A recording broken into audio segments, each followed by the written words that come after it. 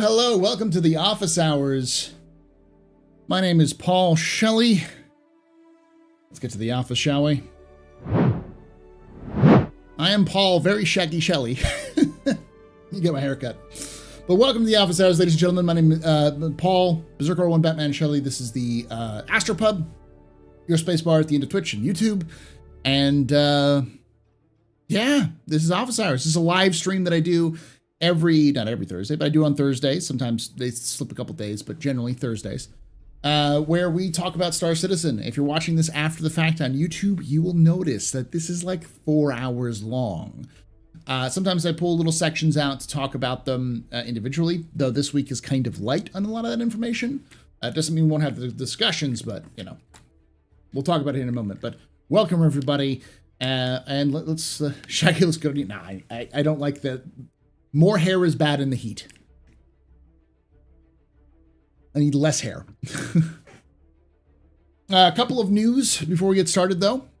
Number one, we have not only unlocked monetization on the new YouTube channel that you're watching this on, if you're watching this on YouTube, but I've also set up memberships for YouTube. I'm still setting up a little bit more of the stuff for YouTube, if that makes sense. I have to get up a bot for YouTube and get all that stuff working, but everything's set up. So if you are watching, you primarily watch me on YouTube, then the best way to support me, if you want to support me, on YouTube is to, if you want to support me on YouTube, is to use the memberships. That's a monthly subscription fee. Just like on Twitch, if you have a subscription on Twitch, so.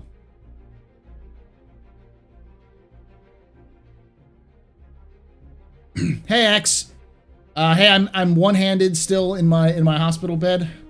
Sorry to hear that, X. Get better, buddy. It's a hell of a stuff. Memberships over Patreon? No.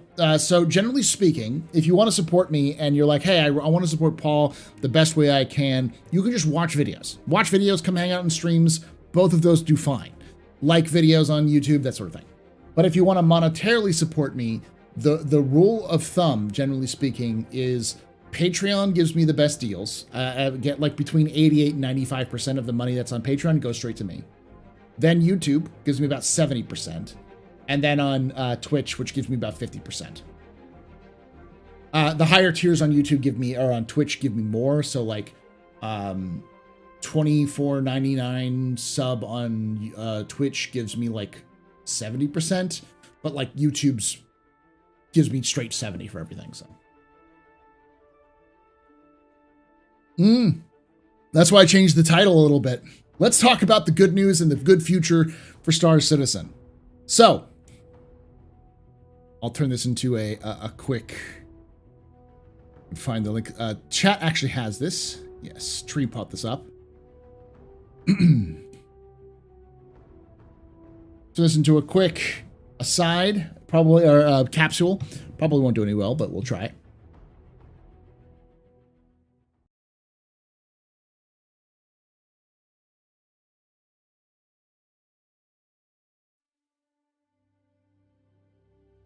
Hello and welcome to a capsule, an office hours capsule. These are small sections of my office hours live stream, which happens on Thursday at 9 p.m. Eastern. On Thursdays, come join us live and come hang out. It's an AMA where we talk about Star Citizen news, lore, just, you know, come chill and talk. Today, I'm going to be talking a little bit about the future of Star Citizen.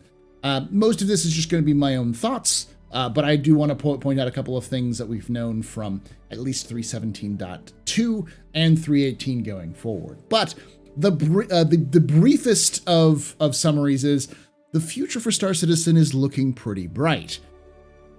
We'll go over some of the more dampering expectations, keeping expectations level a little bit later.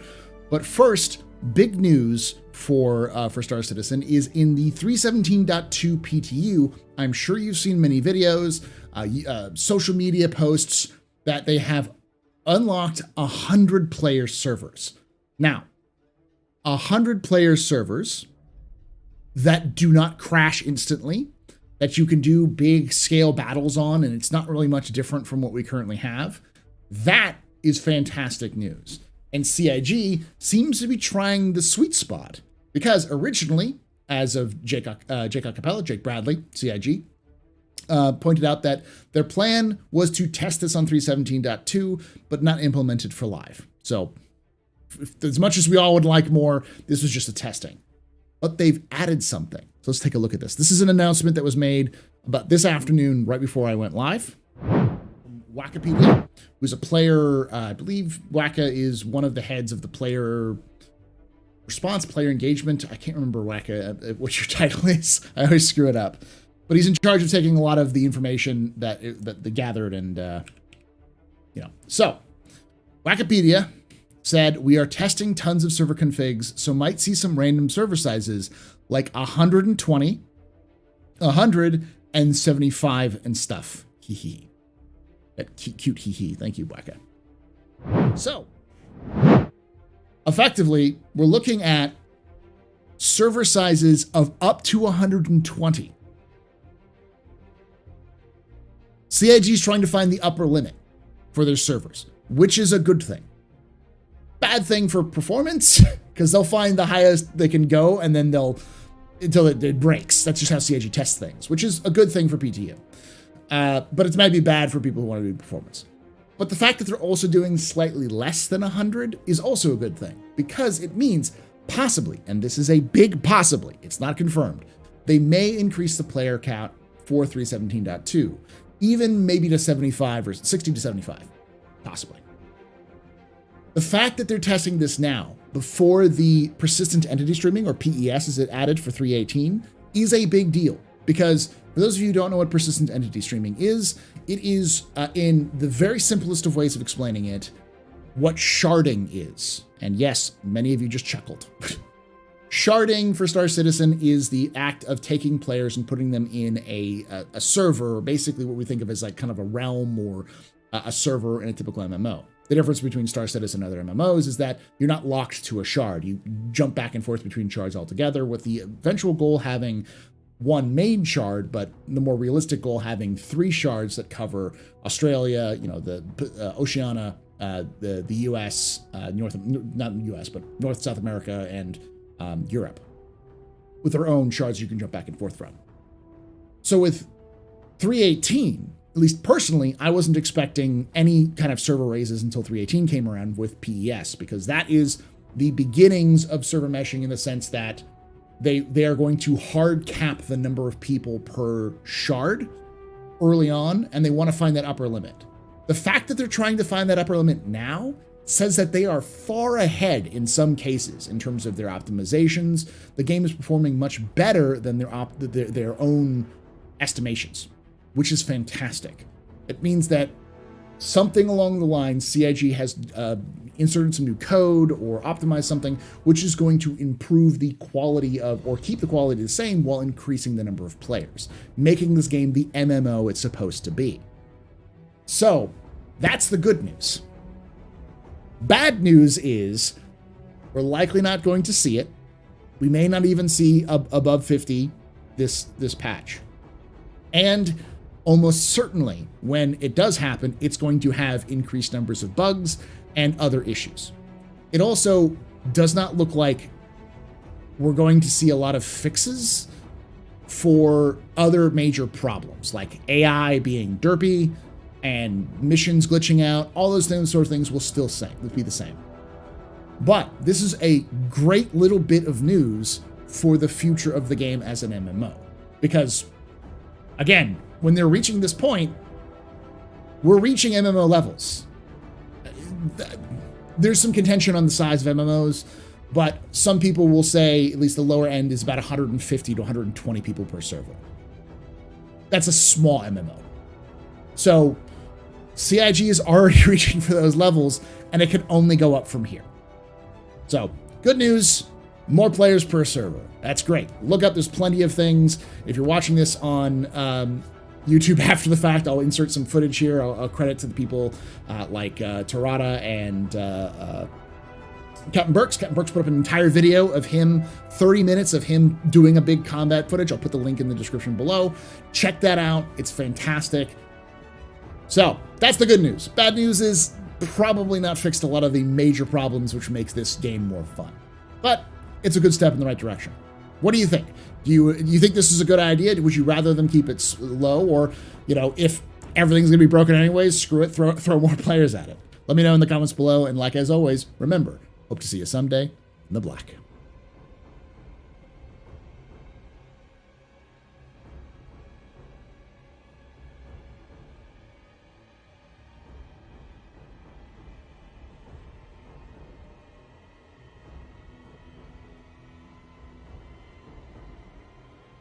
There we go. Sorry, I want to do a little bit of a capsule there. For those who don't know, I do these little recordings to pop out and put them on YouTube as content, but also to get people to watch these longer videos. So watch us live.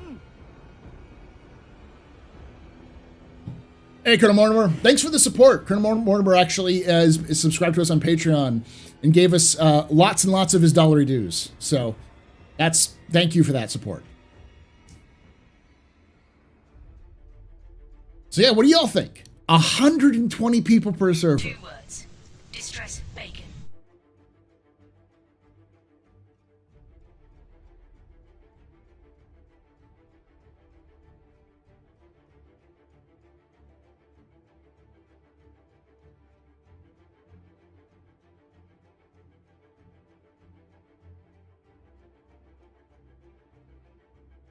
Hey, Axis, General Rindar.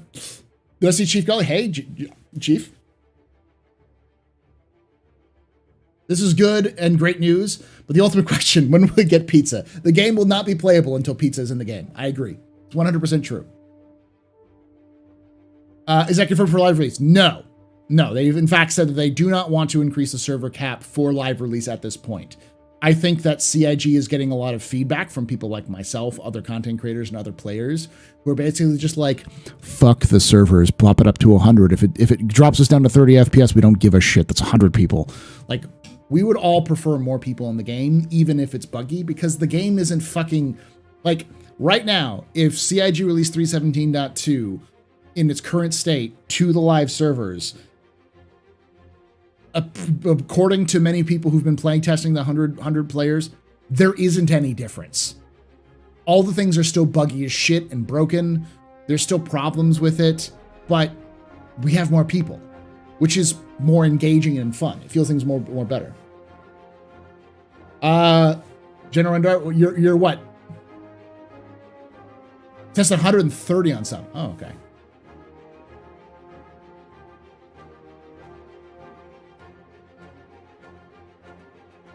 I had more friends eventually. Nice, this is unexpected and welcome. A surprise, an unexpected surprise, but a welcome one. Oh, Cloud Imperium, how to test on player servers. What's he doing, CIG? And this is to go even further beyond. Okay, that's a CIG, that's a DBZ reference. I thought that might be a My Hero Academia reference.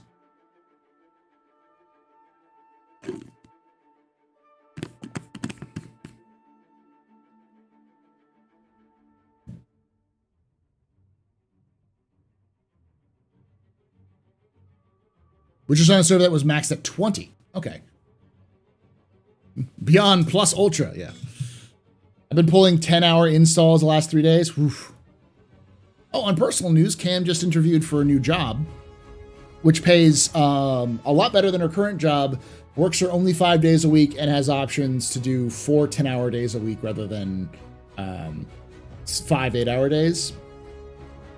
And I think she's going to get the job, and it's pretty stable with lots of like advancement opportunities. So pretty good, I think. 100 people in one elevator.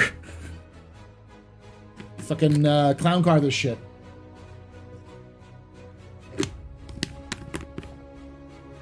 Yeah, it's a really good deal. I know a bunch of jobs. There's not an insignificant amount of people who will do jobs that'll do, what is it?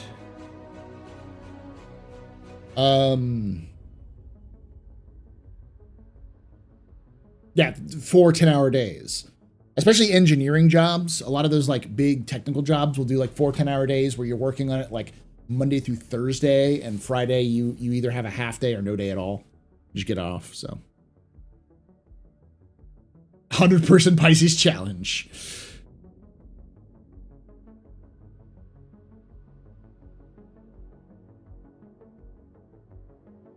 Manufacturing. Yeah, there's some manufacturing jobs that do that too, yeah.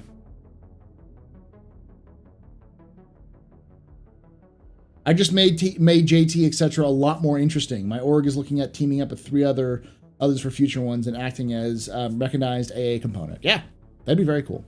How's Jack? He's doing great. Jack is doing much better since their surgery. 100 people on an elevator, almost as dangerous as an NPC with a push cart. Yes. Oof. Question: Has Cig described in any lore lock or physical security security vendors? If Asa Albaloi survive that far into the future, I'm disappointed in us as a species. What do you mean by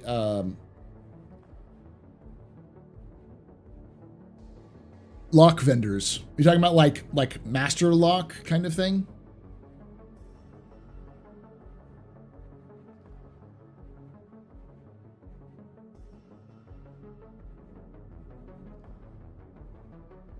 Companies that make locks. Yeah. No, there's no mention of lock companies in the verse, but I'm sure they'll happen when they add more locks. Cig will write fucking everything. They'll write a backstory of the fucking Buster Bars.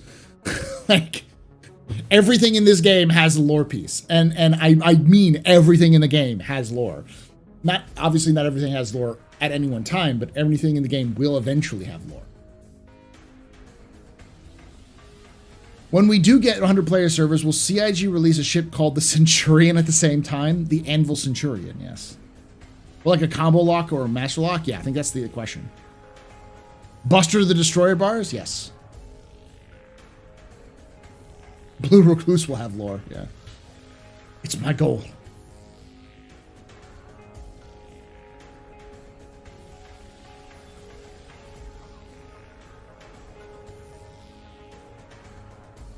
Door manufacturer lore. It'll happen. Thank you for watching the lore pieces. I love the Cig lore pieces too,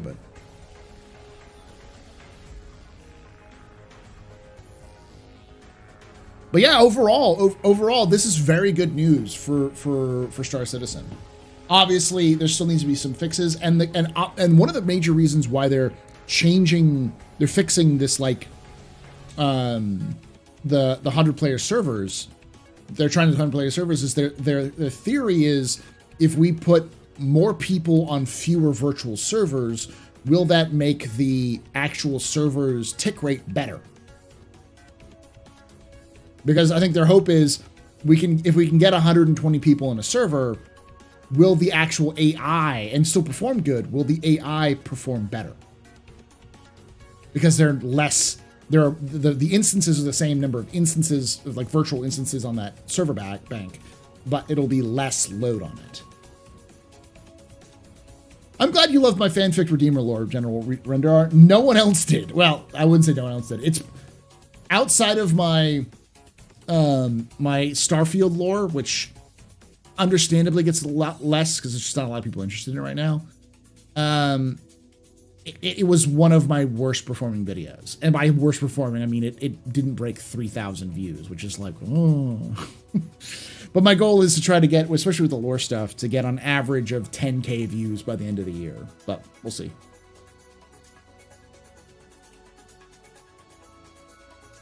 Thank you, Moonlight Camper. I was looking through the stuff put out for the on the Corsair. In the brochure, they have a cutaway picture of the ship.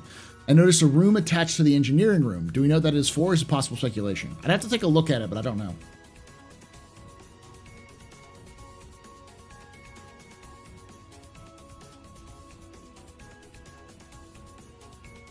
Can we be lawyers in the verse? Objection, anyone? No, we can't be lawyers in the verse, sadly. You thought it was good? Thank you. It's just not a lot of people clicked on it, if that makes sense.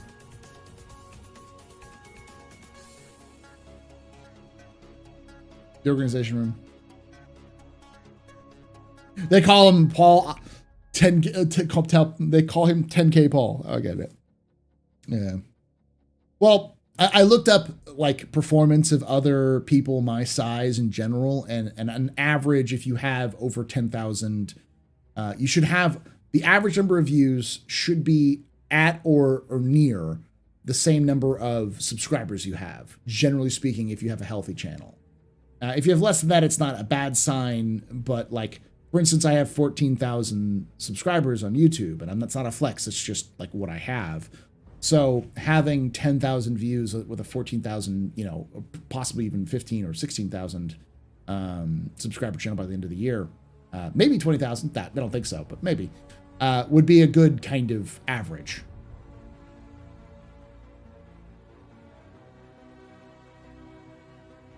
Enjoyed the video too. Thank you.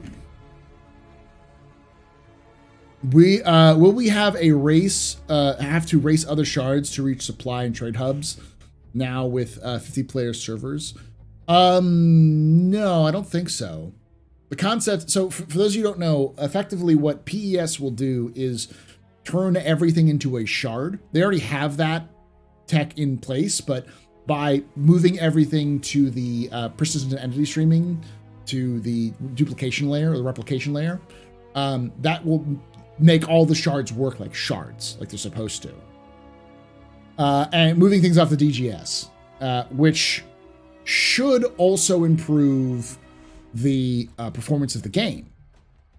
It's not intentional, it's not designed to improve the performance of the game, but by moving a lot of the calculations and the load off of the DGS servers, or the DGS, to the replication layer, to the PES, will improve, will mean that the DGS will have more chance to, more memory freed up to calculate and use resources for things that it actually runs. Shard? Yes, I know. Does Port Halisar have enough pads for 100 ships? No. No landing zone has enough pads for 100 ships.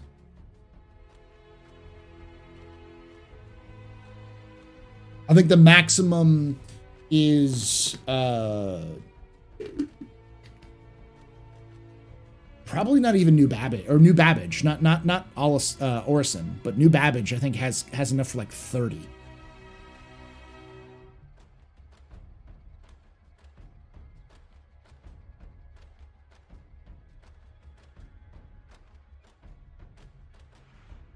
Have they said if they're redoing Nyx like they did Pyro? I remember somewhere they reassessed several Pyro planets. That's why I'm asking. Probably. They have talked about how they started work on the Nyx planets back about this time last year. They started work on it. And knowing CIG's turnaround time, I'm sure they're already done with them. Like, I 100% believe Nyx is done. Do I believe all of the work for Nyx is done? No, but I believe the planets are done. I don't know if CIG is going to be pressured as much to turn Nyx into a usable system.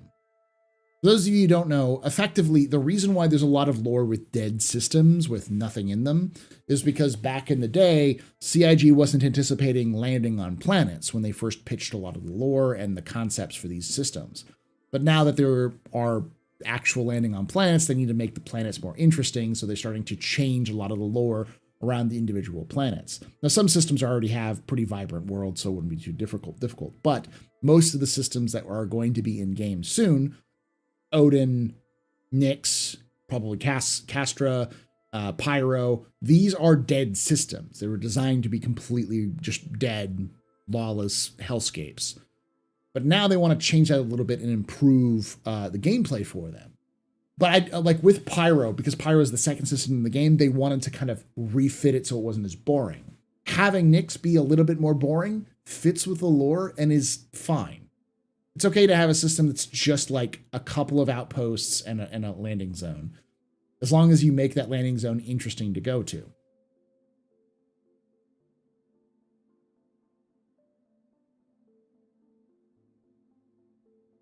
Hangars should have make having less spots a bit that bad. Not that terrible, especially with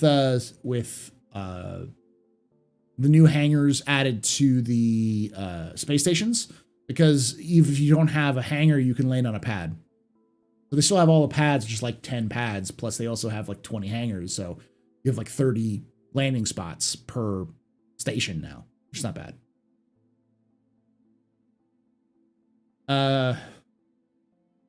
Pyro and Nyx have been neck and neck in dev if you follow their tracker. Yeah.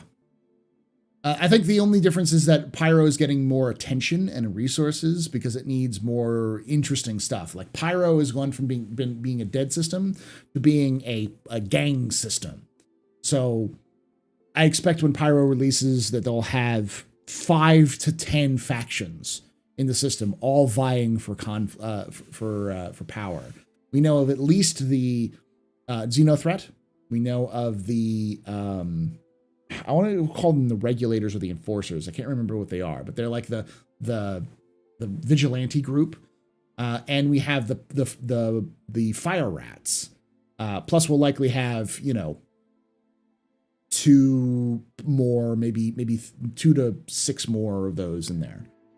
2 to 7. At least 5, I think would make sense.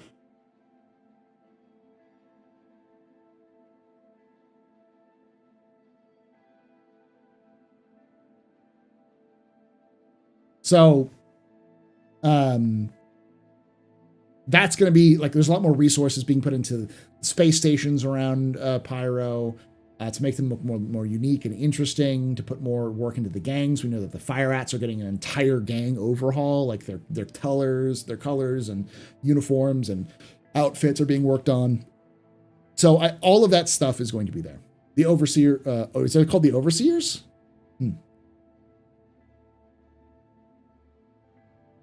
I mean, personally, I'd love to see some fucking Warriors-esque gang bullshit in Pyro. And I know a lot of people would be like, that ruins my immersion. But it's like, these people are fucking insane. Like, this is Mad Max in the far future. Expect some Mad Max shit. Hey, I guess they're called the Overseers. Yeah, that's interesting.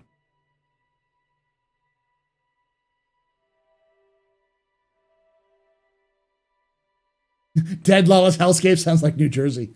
I don't know. New Jersey is a garden state. I hear that they use barren worlds without resources, but how soon can we expect a planet with a lot of mineable resources? No, General Rendar, they've changed the lore for Pyro to have plenty of resources. It's just dangerous. They want to make it so it's just very difficult to survive because of the radiation storms and such. Hangars are long-term PPR pads or touch and go. Yeah. Add some POIs and people will make their own fun in some of those desolate systems. Yeah, that's kind of the point. You should get a hammer and sickle ship if you live in Nyx. They are commies. Pyro took some steroids, yeah. There are lots of things on the progress tracker for Pyro that aren't in production for Nyx. That's true, yeah. And that's the point. Do I think Nyx could easily be added in the game for... when Pyro comes out? Oh yeah, because Pyro's not coming out until the end of the year. CIG could easily make Nyx, which is just Levski, and copy and paste some assets from Pyro in terms of like gang stations. Easy, that's an easy win. They could do that. They won't, but they could do that. Since hangars interiors can be despawned, only having 20 won't be that bad. Yeah, that's the other important thing, is that despawn stuff will happen. Nyx is just initial foundation work by Planet Content Team. Yeah. Well, also Levski, because they like the biggest problem. One of the big problems of Pyro right now is also not just the stations, but Ruin Station. They have to build an entire landing zone, unique. They don't have to do that for Levski. Or for Nyx, because they have Levski. They have Delamar or Levski, which have been around forever. And yes, they have to update some of the assets, but they've been doing that as they have updated a lot of stuff. Like the Delamar Hospital was being worked on the same time as Maria Pure of Heart and all the other hospitals. Secret UE Spec Ops. Yeah, that's the theory behind them. Question, since they changed Pyro 3 to be habitable, do you think there'll be a major landing zone there, or will we just have Ruin Station? I think we'll still just have Ruin Station. We might have small, we'll definitely have outposts. An outpost will kind of act as they call them, what are they? Pioneer? No. I can't remember the name of them. But like towns rather than just a couple of habs. We'll have those frontier outposts. The frontier outposts. So I don't know why Raid Shadow Legends is there. Did we get raided? And I didn't see anything. Oh, Venku Sekira. Sorry, I forgot this. Thank you for that raid. Welcome everyone from Venku's stream. My name's Paul. This is the office hours where we come talk about Star Citizen. Enjoy us.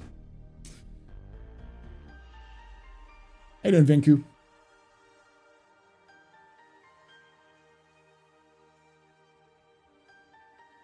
Overseer's File. Yeah, I know that they're kind of a vigilante gang. They're the overlords, not the overseers. Yes, they're the overlords.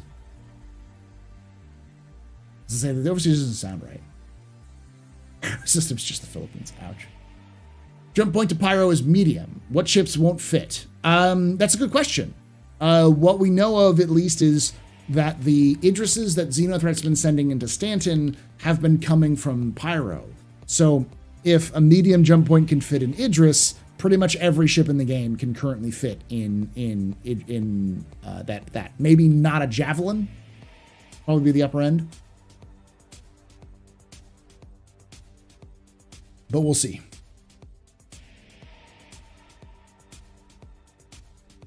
Hype for Pyro, Nyx, and Odin. I feel like all these systems will be out within the next 2 years.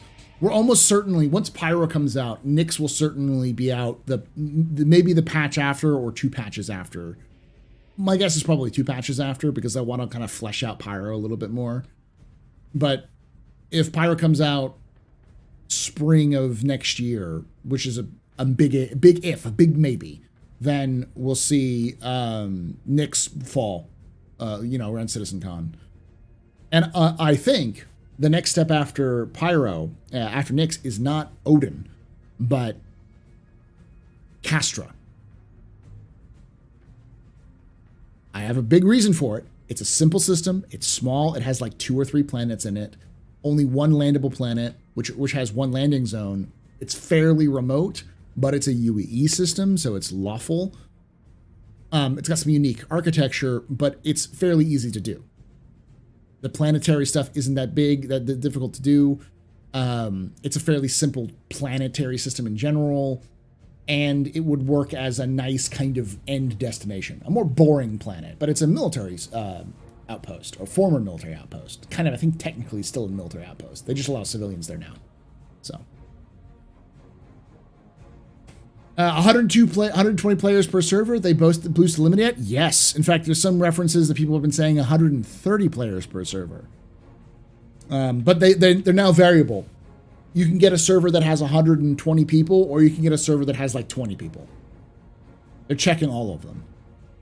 Javelin, Bengal, probably Idris won't fit. Well, the Idris does fit because the Idris was from Xenothreat were coming through from Pyro to Stanton. So an Idris is probably going to fit. Because Pyro has space stations, spacecaping, etc. Yeah, and I wouldn't expect Nyx to have nearly as much infrastructure, which is, not as important. I think CIG recognizes that it's okay to have some systems that are just boring. And I'm boring in the sense that, like, there's not a lot of content built into the system. Having systems which are endpoints for deliveries or have their own problems but aren't like, they don't have to be a mile a minute excitement is fine, because that adds to the flavor. It makes it more realistic, because not every place is going to be the hub of commerce that is Stanton or the Mad Max hellscape that is Pyro. You're going to have boring systems. As long as they're interesting, visually interesting and unique, and have interesting missions around them, no one really cares. Homesteads? Yeah, I think they're called homesteads. They're called the frontier outposts, so yeah. It'd be awesome if there were quest lines to develop stations and spaceports. I really think those would be great events. Like, hey, we need to build a new station, or this station was damaged in a storm. Deliver these resources in, this amount of time. Everyone loves Levski. Overkills. Nix 1 is a barren rock. Nix 2 is a bigger smog world like Aberdeen. And Nix 3 is a nice giant. So hopefully blue with moons. Hopefully blue with moons. Well, Nix 3 changed to be habitable, so it's changed a little bit more. Or no, is it Nix 4? One of them is habitable now. I think it's Nix 1 or Nix 2. I think it's Nix 2 is habitable now. What about the Bengal? Actually, where does the Bengal come from? Bengals go only in large jump points as far as we know. Stand to the caster run, yeah. Yeah, Odin probably coming last of the bunch. Yeah, I know a lot of people say Odin, but the problem is that CIG wants to hide Odin until you get through Squadron.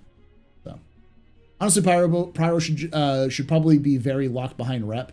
The point where you have to visit a couple times doing jobs for them before you can actually refuel repair at outpost. I'd love to see that, but I doubt we'll see that. So does Rune Station have docks to support the Idris, or do Xenothreat have some desolate station jury-rigged into the repair station? They probably have larger docks. I mean, Ruin Station was designed, at least the initial lore was that it was a station that was built to do terraforming.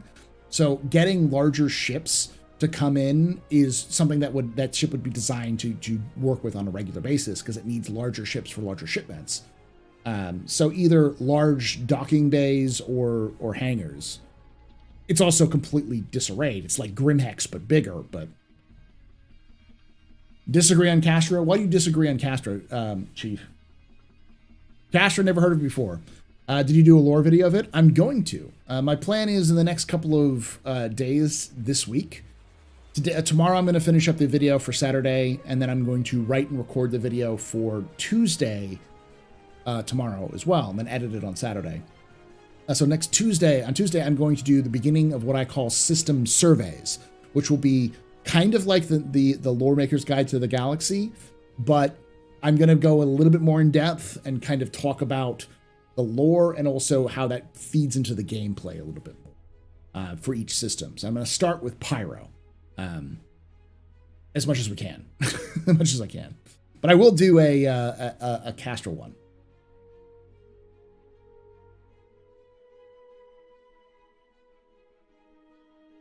Idris we're not gonna see Idris until after Squadron.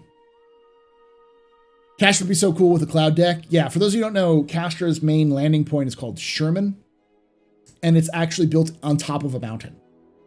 So there's a big blanket of clouds that exist over, like you look down onto this blanket of clouds. The cloud deck is much like is below you when you're in Sherman. I forgot system name. The Paul thinks that after Pyro, Castra, and I don't think it'll be after Pyro. I don't think it'll be after Nyx.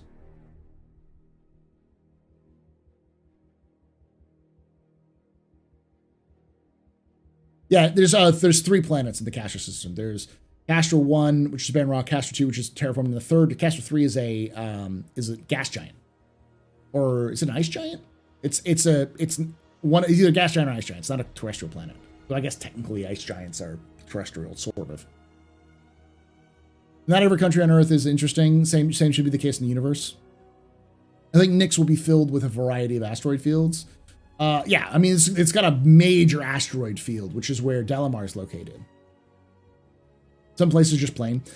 Star Citizen, like, a game needs to make everything interesting, but there's okay.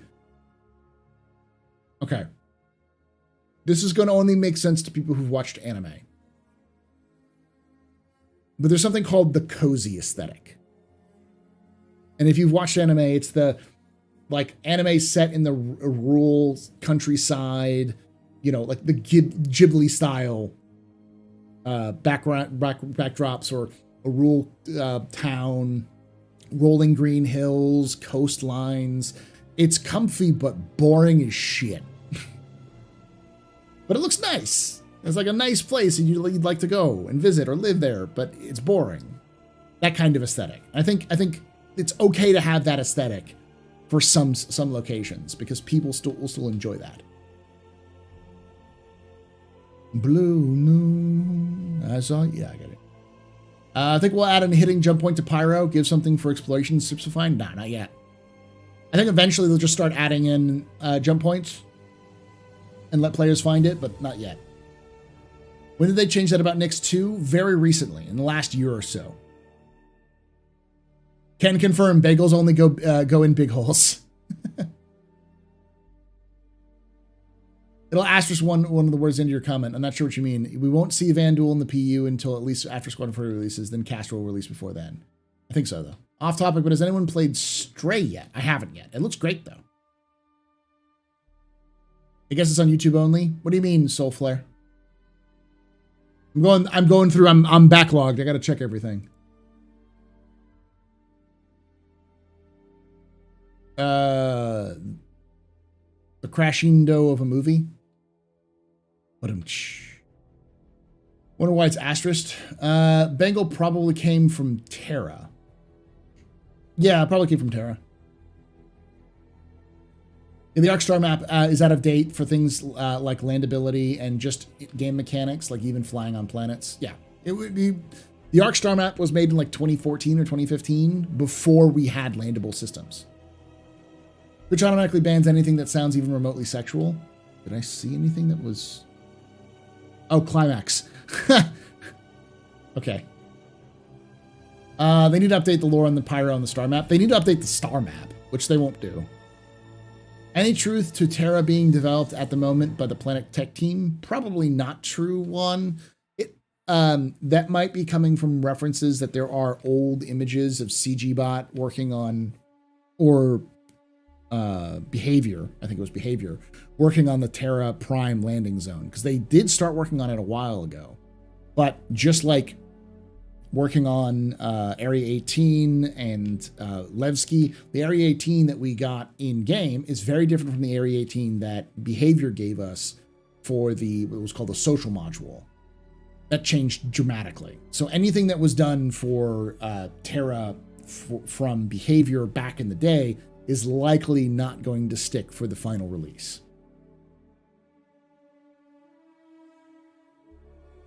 Bengal and Retribution shipyard in Seoul. No, Bengal and Retribution are probably made in the shipyards of Kiel, MacArthur, I think. Think Pyro merchants will have different attitudes compared to what we have now? Yes. Lore on the entire history of the solar system pre-2838? No, I'm not going to do 20. I'm not going to give you the entire history of humanity. It's the same as our normal history. If we could have 4 systems by the end of 2023, that'd be great for morale.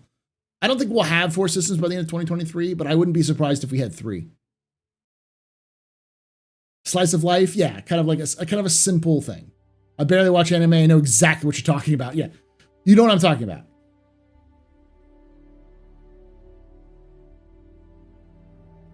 I don't know. I don't think boring systems should be a minority. I think boring systems should be an equal amount of boring systems to interesting systems. Not that boring systems should be boring, but they should be cozy.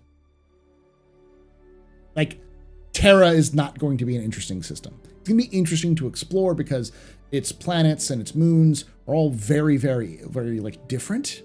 Like, Terra alone will be interesting to explore, but the missions you're going to get are pretty pedestrian. I'm getting Xenoblade Chronicles 3 that makes you interested next week, Paul Pub. Oh, cool. Now, I'm not much of a JRPG fan. I've always said I need to get into it, but I never had a chance to. Those are all old assets involving Terra. I'm finally caught up. Sorry, y'all. Okay, I got it. Stanton merchants are already dicks. They are. But they've started talking about doing merchant behavior. I forgot what it was. It was trader behavior. They started implementing that with one of the latest monthly reports. Bengal and Retribution were made in orbit over Killian. Yes, I think they were. The footage we have doesn't look like orbit. It looks like it's on the ground. But I assume it's just, stand-ins. How bad it would be how bad would Pyro be sail at gunpoint? Pyro's gonna be great for people who like chaos and disorder, but there's always going to be a downside. You can't just go in and be like, lol, I'm gonna kill everything, because eventually you'll piss off the wrong people and you'll lock out like possibly 80% of the system to you. You won't be able to function in them without being attacked. But for some people, that's okay. So the more UEE settled systems connected to or surrounding a system, the more stable. Boring. Exactly. Some boring systems should be very lucrative. Mostly, I think most boring systems will be great places for like newer players just starting out. You think of that. Like I'd say Nyx is a great example of a low level like a newer player lawless area, because it's not like Pyro, but it's still not part of the UEE. So you can still do some like nefarious stuff, but you're not going to get slapped upside your head for doing the wrong thing.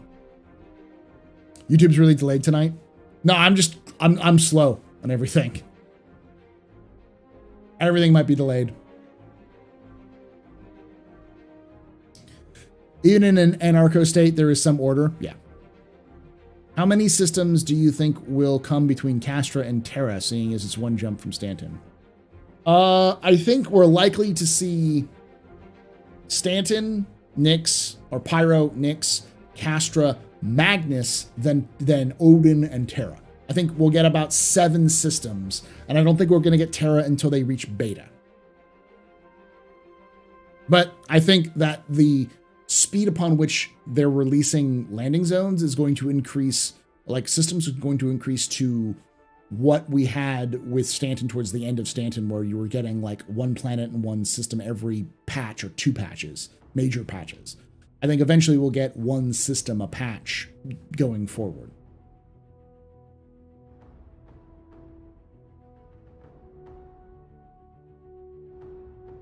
What system do you want to call your home? Maybe like a ground base or like at your background. This is Pyro, but no, my plan is to go to Magnus. Magnus is going to be my home in the sense of when I need to settle down, because Magnus is just great. It's just fantastic. Terra's a complicated one. Yeah, Terra is complicated because Terra is kind of like Earth in that it's huge. It's got multiple landing zones, which would be like, effectively, if you took Stanton, took all the landing zone in Stanton, and then put them into 1 planet. Because you've got Terra Prime, which is going to be the only major one, but you've got New Kiev, or Nova Kiev, you've got New Austin, you've got Quasi. You know, those are 4 landing zones just right there. Space Detroit. Yes, I love Space Detroit. Magnus is Space Detroit. You can have a visually interesting place and not much to do. Therefore, they are boring. Yeah. Magnus sounds awesome, but I'd also like an expanded Area 18. I mean, Area 18 is fine. Maybe a little bit bigger, but I don't think we need more ArcCorp. I wouldn't mind other areas, but I wouldn't want to have to land in other areas. People are understanding, Paul, that after Pyro releases, these releases will be totally different. There will be monster patches compared to what they are now. And I understand why people are a little bit hesitant, because there's no evidence to support that, because CIG hasn't done that yet. And so people are basing their experience off of CIG's own dragging their feet, not doing content very well kind of mentality. But they don't also look at the things like the monthly reports and the progress tracker, and also see the buildup they've done with things like ships and planetary systems, and like all of the tech that they've built is starting to culminate. It's taken a while to get to that full picture, but once we get 4.0, there is quite literally no more core pillars that are restricting gameplay. The only core pillar that would be restricting gameplay is quantum. But that's more for dynamic missions. That's not for the mission system itself. The different professions, the different gameplay aspects. Those things are all locked behind the core pillars of now PES, persistent entity streaming, and static server meshing. Those are the 2 things that are locking a lot of that content. Once those are in, they can start adding that stuff to the game, because it's a lot easier to do than having to add it now and then hook up later. Like, it's a complicated process. It's like there's steps to the process where you could technically do it, but then it would be a pain in the ass to go back and fix it. Tyrol, that was it? Okay. Novakiv, not to be confused with Dovahkiin. Yeah. Crap, what's the name of the system with Dying Star that has colonies built into the walls of canyons protected from radiation? Yeah, Tyrol, which is also technically lawless. I think it's actually technically part of the UE. So if Detroit is the Motor City, does that make Magnus quantum the quantum system? That's the quantum planet. Magnus, for those of you who don't know, its lore was it used to be the headquarters of the UE Navy. The UE military used to call it home. So all of the major ships of the UE, the UPE, and then the UEE were built there. It was the like major place for like, the Marines, for the Navy, for the Army. That's where they had called their headquarters. And then when the Navy moved off to I want to say Kiel, I think it's the right one, to their new system where MacArthur is, Magnus got absolutely shafted because they were never allowed to develop because it was a strictly prohibited or strictly regulated military system. But once it became no longer a military system, they were left with, nothing to show for it. They had a bunch of like dockyards, but no ships to build. And some companies tried to stay on, but because the military didn't give a care of it, like there was a lot of piracy that got into it. Like the last major company to call Magnus home was Kruger. Kruger Intergalactic is from, or is it Interstellar? I can't remember. Kruger is from Magnus. That's their home. But they kept having problems with pirates, and it actually threw into question their relationship with RSI. So they left, and now Kruger is headquartered in Castra. That's their new headquarters, is Castra. So if you like the Merlin, Castra is where they build the Merlin.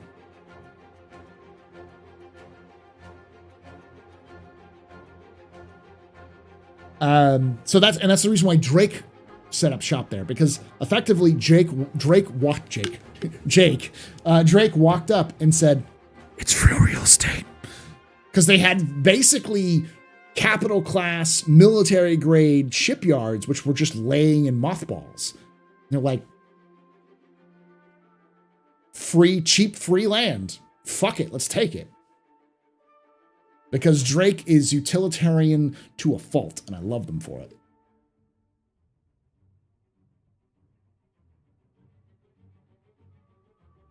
CIG's hitting a tipping point soon with the core gameplay loops almost done. An exciting time to be a citizen. Now, it's important to remember that after that's done, it doesn't mean that we're going to see, we always talk about a flood of content after that.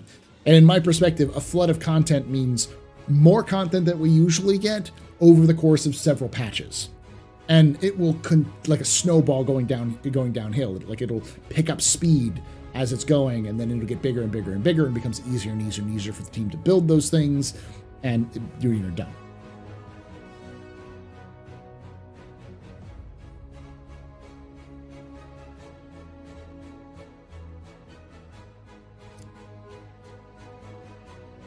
We need more Army lore stuff. We do. We really do. The Army is sad boy right now. See, it's like Hurston where they have to rebuild again. Yeah, it's like Hurston if they got nuked from orbit. And naming your long distance travel and your economic engine the same thing, same is so nice and not confusing at all. Remember when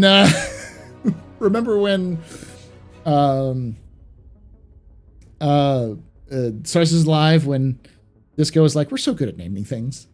CIG's so bad at naming things. Navy, Marines, and Killian. Yeah, it's a Killian, not Kiel. Killian. Okay. Turns out they weren't, in fact, lying that they had the tech and tools they could start turning out content. Yeah, basically. Well, if the long-term goal is 100 systems, then they need to introduce 10 a year to get it in a decade.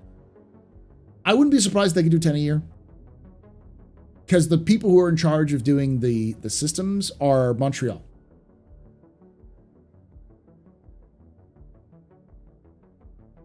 Montreal, they put amphetamines into poutine studios.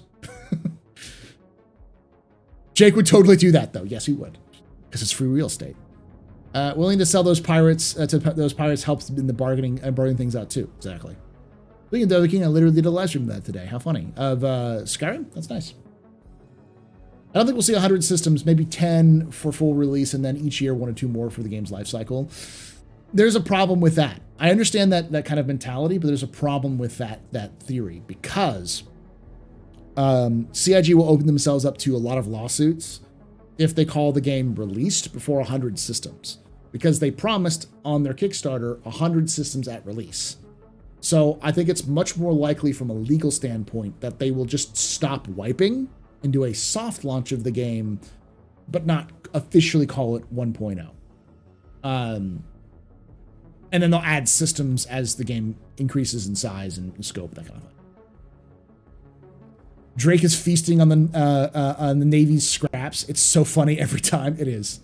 Free stuff is Drake's favorite thing. Exactly. Do we have a type of dragon in Star Citizen, Paul?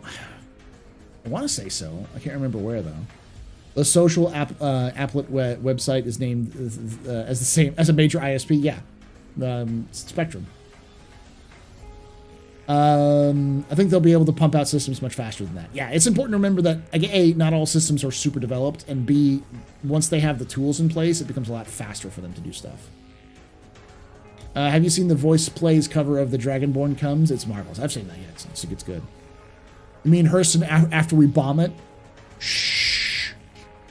Does Kruger make other ships besides the Merlin Archimedes? They make parts.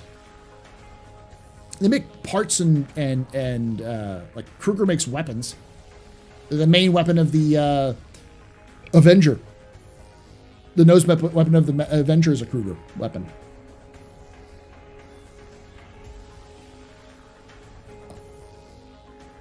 But no, they don't. They make parts.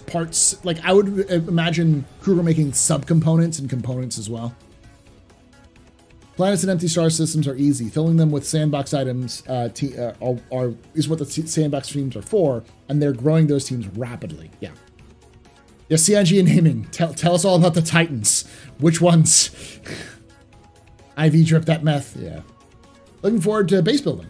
Everyone is. And Montreal is on actual slam with their speed. Well, Montreal is also using a lot of tools that were already developed for them. So what you see with Montreal is what can happen when CIG develops tools and hands it to a new team. My man, but 10 a year is almost a system a month. I get some systems are simple, but goddamn. We'll see. Like I said, there's plenty of systems that are fly-through systems, mostly empty.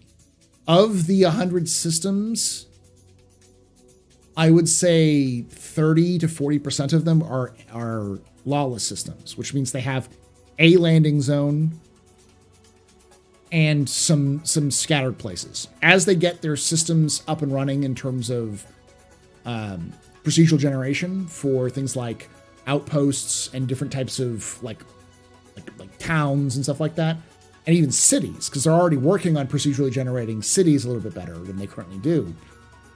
I wouldn't be surprised if by 2 years from now we see CIG is able to produce a planetary system and procedurally generate it in a month. The hard part will be crafting landing zones to make them more interesting, adding content in terms of mission givers, and that's about it. Doing the factions and stuff like that. But they got a lot of that stuff already. They've written out lore for all of these systems in detailed fashion. So the issue is less writing and creating it and more just coding it properly. Yeah, but yeah, we're definitely going to see a 10 systems soft launch and then 100 systems forever launch.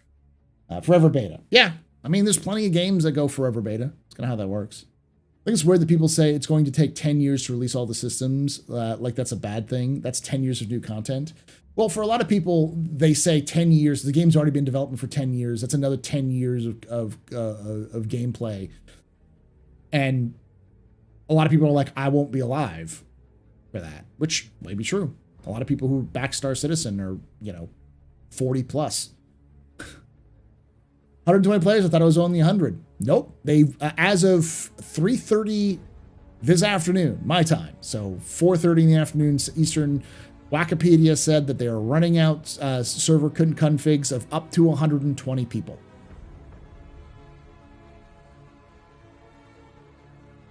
God, remember when everyone was like, they're giving the Spectrum Studio landing zones? That'll never work. How naive were we?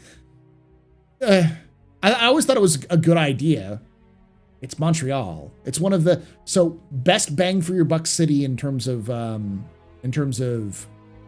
game development is Montreal. It used to be Austin, but cost of living got up in Austin. Montreal has a lot, and I mean a lot, of game developers who live there. So you have a very easy to grab workforce, and they're often on weird cycles because of game development. And Montreal is a relatively cheap city to live in compared to other cities in Canada or even around the world. So you've got people who are experienced, know what they're doing, and you can pay less than paying people in New York or LA or London, or where you need to pay people more just to live because they can't live off of salaries of most game studios.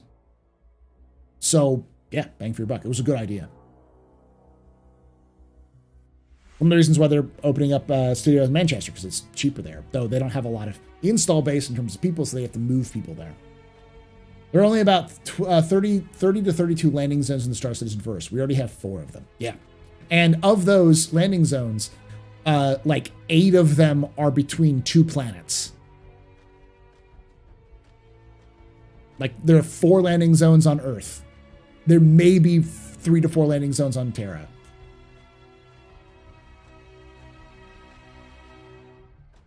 Kruger doesn't make ships. They do. They make the Merlin and the Archimedes. That's it. That's the only ships they make. And like April Fool's jokes. Ouch. I bet they'll start releasing systems without telling us at some point. At some point. I think once they reach beta, they'll start doing that. How about the Liberators? What about the Liberators? How's it going, Paul? I hope as well. Do you think the results are positive from the 100 player tests? People seem to have enjoyed it. Basically reported that there's almost no performance change at all for the 100 players. Like no significant difference compared to what they were getting already in the PTU. And CIG seems to be seeing that because they're going all the way up to 120 people right now. Does Paul think 100 players per servers will beat 4.0? I think we'll get 100 players per servers with 318. Can almost guarantee that. And here's my reasoning. And this is very, very important to remember. 318 isn't server meshing. It's everything you need before actually putting in multiple servers to mesh the servers. But it's effectively the same thing. So when you get 318, you get what is effectively one server, but a shard. And CIG wants to have 100 players per server, which means that they need to get the game to run at a decent rate with one shard, with one server on that shard, 200 players. So if they can get that done with one entire system being the shard, being the server, then they could easily do that with server meshing, with static server meshing, which means that, and I hypothesize, my guess is based off of the performance boosts, the performances of 100 players now, is that by 318, we might see 120, 150, or 200 players, at least tested in PTU, if not in live, for 318. I know. Stop it. You can only get so erect. I get it. I get the joke. I get the jokes. But I wouldn't be surprised. I'm not trying to sell hopium or copium or whatever. I'm just saying, based off of CIG's already increasing the number to 120 for testing, tells me that they want to find the upper limit. Wasn't the Croshaw system the vertical slice? No, that was Odin. Yes, let's destroy Hurston, and then our org can look for artifacts. Exactly. Those of you know, I founded an org called Lore, the League of Relic Enthusiasts. So if you want to join that, look up Lore, L0RE on Spectrum, because someone took the other one. But that is, we're going to be doing we are not the Brotherhood of Steel or the British Museum, but we don't mind if artifacts fall off a truck. If it fell off the truck and we just happen to get it, hey, we happen to get it. We're not going to hoard artifacts so no one can see. We're going to open up a museum so everyone can see historical artifacts, ships, and other things, and get a little bit of the history and the lore behind everything. Yeah, that's kind of the end goal. How those artifacts get there, don't ask questions you don't want to know the answers to. You paid 10 credits to go into the museum. Shut the fuck up.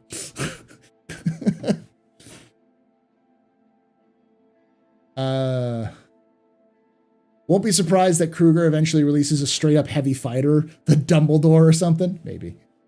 But don't forget, the 100 systems include all the Vanduul systems at which won't be reachable at start, and empty systems, and systems which are undiscovered. There's only like 30-something UEE systems. Plus there are, I want to say, 6 to 7 Xi'an systems, 5 Banu systems, 1 Tavaran system. And like 7 or 8 Vanduul. So give us the Oratani Star Empire CIG. I'd love the idea. I think over 25 years of systems are alien. 25 systems as well. Yeah. Procedural tools for making stations, spacescaping, outposts, and homesteads, derelicts, just like they have procedural systems for making planets. This is why CIG is growing to 1,300 people by 2026. Make the sandbox teams huge, as well as to churn out Squadron 42 episode 2 and 3. Yeah. CIG is going to turn into a publisher. They're going to turn out to be what Bethesda, ZeniMax, and then I think Bethesda, the publisher Bethesda, became.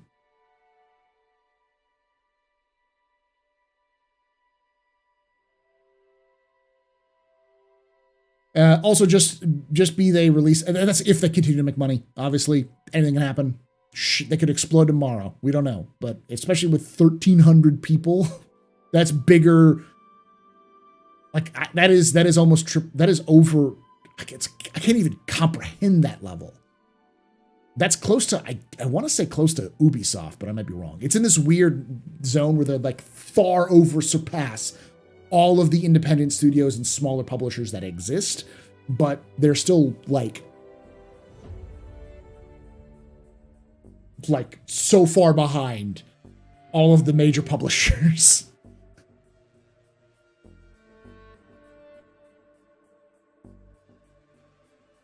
They also just be they release a system doesn't mean that they won't go back and update them. Yeah.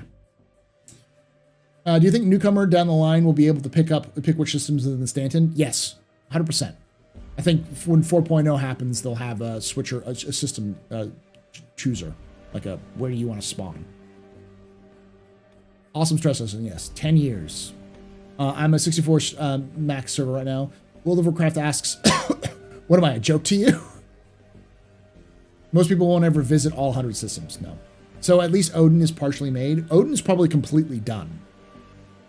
Odin is probably entirely finished. It's probably not in a playable state in the sense that you can go everywhere on Odin, but Odin, the planets of Odin systems are probably done. Major landmarks are finished as well. But Odin is going to be an anomaly because it's being built out for Squadron, so it has far more interesting aspects to it than you will ever see in Star Citizen. That's probably the best lesson I learned in economics.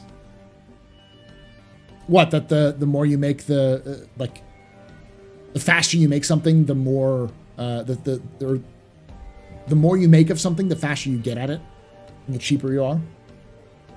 Can't wait till they add a Banu system where we can see a Banu in the game. Yeah, it's there. I mean, it's a Destination Squadron. I'd be shocked if nothing was done. It's definitely partially done. I think it's fully done though. Yeah, planets themselves are easy, and they've been and they're filling the planets and star systems super fast and easy already. That's what the procedural locations tool and Mighty Bridge are for. They're also building in they've already started as of last month. Montreal is working on completely proceduralizing the crash trail. So when a ship crashes, like there's a term for it because I know it actually happens. It's like a divot or something like that.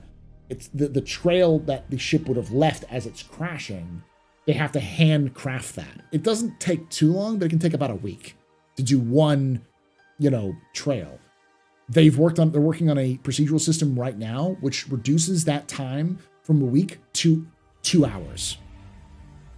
Just for crashes. Watch the video. Someone remind me in the comments to put it up there. I'll put it up there. Watch the last video on the Squadron or Star Citizen monthly report. It's fucking amazing. This last monthly report, like, after 2 monthly reports of kind of you just see this whoop. I guess because 317 and 317.1 took a lot of energy. Man, Earth is going to be super interesting what they build on that. I'm going to visit my house. I don't think you're going to see that detail. Didn't Canada recently approve that new language law that could hinder a lot of game studios? I don't know. They're running fewer virtual servers on the game's hardware, so it seems to be paying off. Yeah, that's the goal. The actual goal of increasing the server count is to have fewer virtual servers overall, so that they don't put as much stress on the actual server hardware, which would hopefully give them better performance, which seems to be working out. With the same number of people on the same hardware, exactly. What is this? Will live version have 100 plus players? Sort of. They're not planning, as of right now, they're not planning on 100 plus players, but the PTU, they have over 120, or over 100. They have 120 person servers that they're testing on the PTU. So maybe not 317 live, but they seem to be playing with the idea. Siege of Orison still chugs, though. Siege of Orison is going to chug until 318. Like, I still think that at its core, 318, or Siege of Orison is going to be kind of a lame duck experience for when it releases. It'll be all right. It'll be fine. It'll be Xenothreat version 1, like Xenothreat version 1 was. But it won't have the same charm as Xenothreat version 1, because at least Xenothreat version 1 was new and different. This is just... It's a fun experience, but... Question is there any other factors affecting it, like cost, and CIG is willing to and able to eat that cost? I think it might actually reduce the cost. Now, think about it, honestly, they should probably not focus on new systems after Nyx, just to finish the gameplay loops at the point they can go ham on systems. I don't like that argument. It's not a good argument, because the people who are building gameplay systems are not the same people who are building planetary locations. So, like, saying, oh, we're not going to work on planetary systems doesn't mean that we won't get gameplay systems. The reason why we don't have as many gameplay loops is twofold. One, we have not finished, or I should say CIG, because I am not a member of CIG. CIG has not finished the core pillars yet. There are 3 remaining core pillars, technically 4, that need to be done.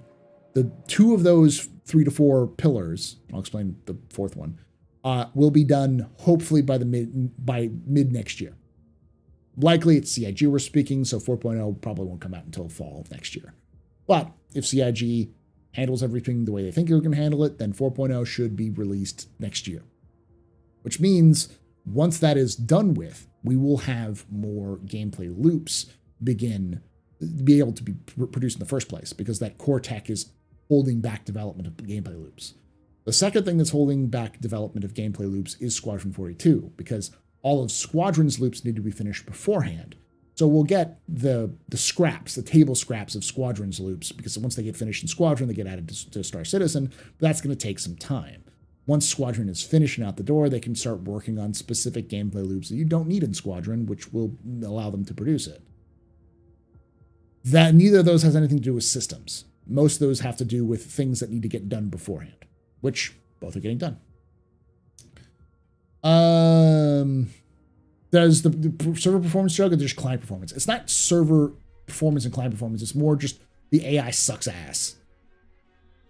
Server meshing equals the holy grail, sans coconuts delivered by African swallows. Yeah.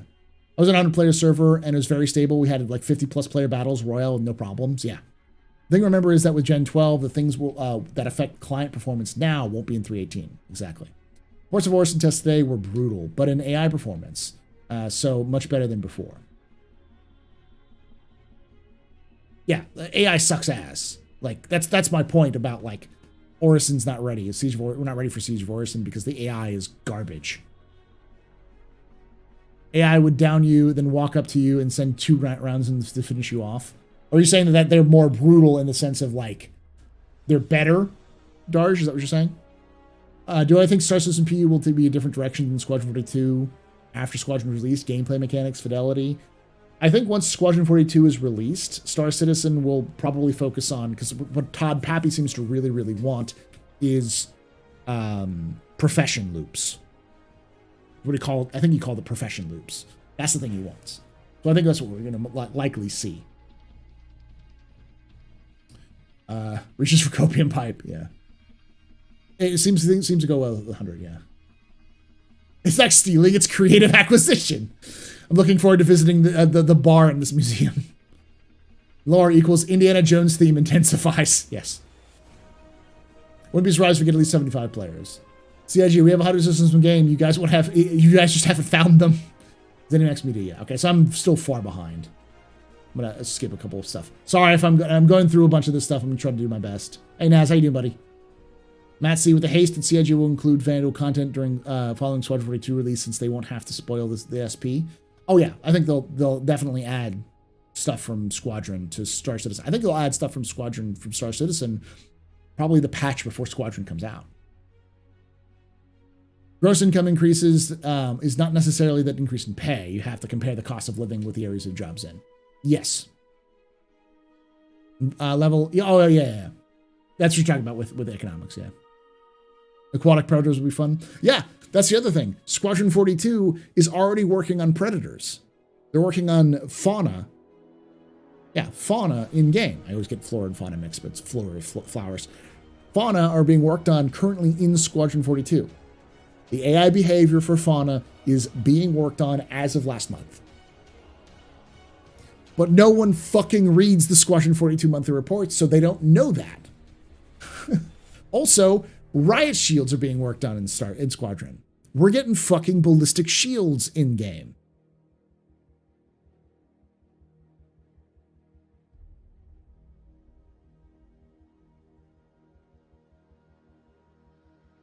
CIG Paul Shelley said, yeah. Are they planning on increasing the height map to give us deeper canyons? Yeah. They already talked about that, but that's a Gen 12 thing.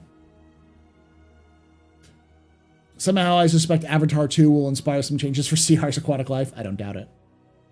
What about the RSI Orion? Is it still in white box? Probably still in white box, yeah. 4.0 is winter this year. Early spring is my guess. I'm going to be pessimistic with 4.0 until we see 3.318 out, because 318 hasn't even reached Evocati yet. I know they want to get 317.2 out the door, but it looks like 317.2 is not going to come out until like August. So if they haven't gotten Evocati out by August,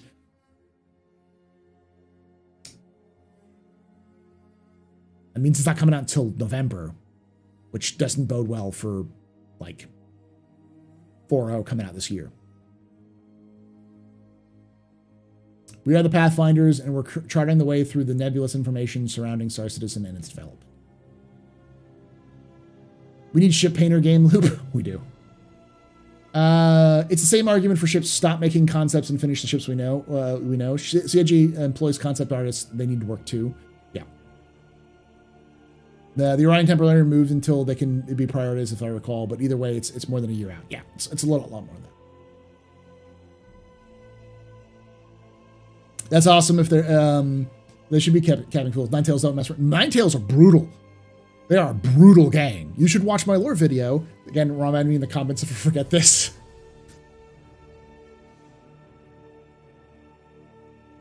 Right there. On the Fall of Crusader, which includes the history of the Ninetales. They don't fuck around. When the AI can murk you, okay. What I've been hearing is that the FPS AI have been a lot better with 100 player servers, actually. Nice. That was what I think they were trying to do, was keep the same number of players per like server blade, I guess you could say, but reduce the number of servers that overall should improve the performance. We need pets in games so you can open up my double dog stand. Oh God, no. I want sharks with lasers on their freaking heads. I remember Fawn as a baby. That works too. My guess is Squadron comes out, but nobody will play it past the first day for about a week because they all be in the verse playing the Idris and the PU. They'll go back to Squadron. I'll play Squadron. I'll beat Squadron in a couple of streams. Orion's the back burner for now, yeah. Are they going to add Minecraft YouTubers to Star Citizen with Bro? I mean, they might. Like, you got to remember that Star Citizen is not a game of just a narrow feature. It's got a lot of different features, and as the game grows, we're going to see more and more people from various backgrounds in gaming and non-gamers coming to the game. Like, Squadron 42 alone is going to attract people who are fans of Star Wars or just Mark Hamill. This is a Squadron 42 monthly report? Yeah. People don't know that there was a Squadron 42 monthly report. When, you know, I hear a lot of people complain about, we don't want to hear more about Squadrons. Like, have you read the monthly report? I mean, again, it's not, there's no video and there's no images usually associated with it, but there's a monthly report. You can learn everything you want about where they're at currently.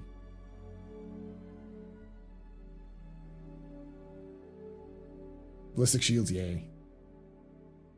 I still think it's 2025. I think 2025 is when Squadron comes out. The problem, and I've already said this in general, is that the issue isn't necessarily development. Development could wrap in 2023. But a game like Squadron does not need to be just done and released. It needs time to breathe. You can think of Squadron like wine. You don't want to always just serve it right away because you need to give it time to circulate for the fumes to go around the room and stuff like that. You need time for it to become more widespread. People know it exists, and then you sell it, because then more people will know it exists, will pre-order it, all that sort of thing. A great example of this is Crackdown. For those of you who my fellow Xbox gamers in the past, Crackdown 1 was sort of okay. It was released to originally, like, announced, it was like kind of seen as like, oh, this is all right. But Crackdown itself didn't get a lot of attention until it was linked with the Halo 3 beta. And when it was linked with the Halo 3 beta, I bought it and I actually enjoyed it. It was a good game that also happened to have a Halo 3 beta. And that sort of stunt works. People knew about Crackdown. Crackdown got 2 sequels because of that stunt. And those sequels weren't as good, but it's a great example. Star Citizen, or Squadron 42, needs some time for lead up. And because it needs lead up, it needs at least a year of marketing. What's this camera roll? There we go. Also, I'm going to dial it back a little bit.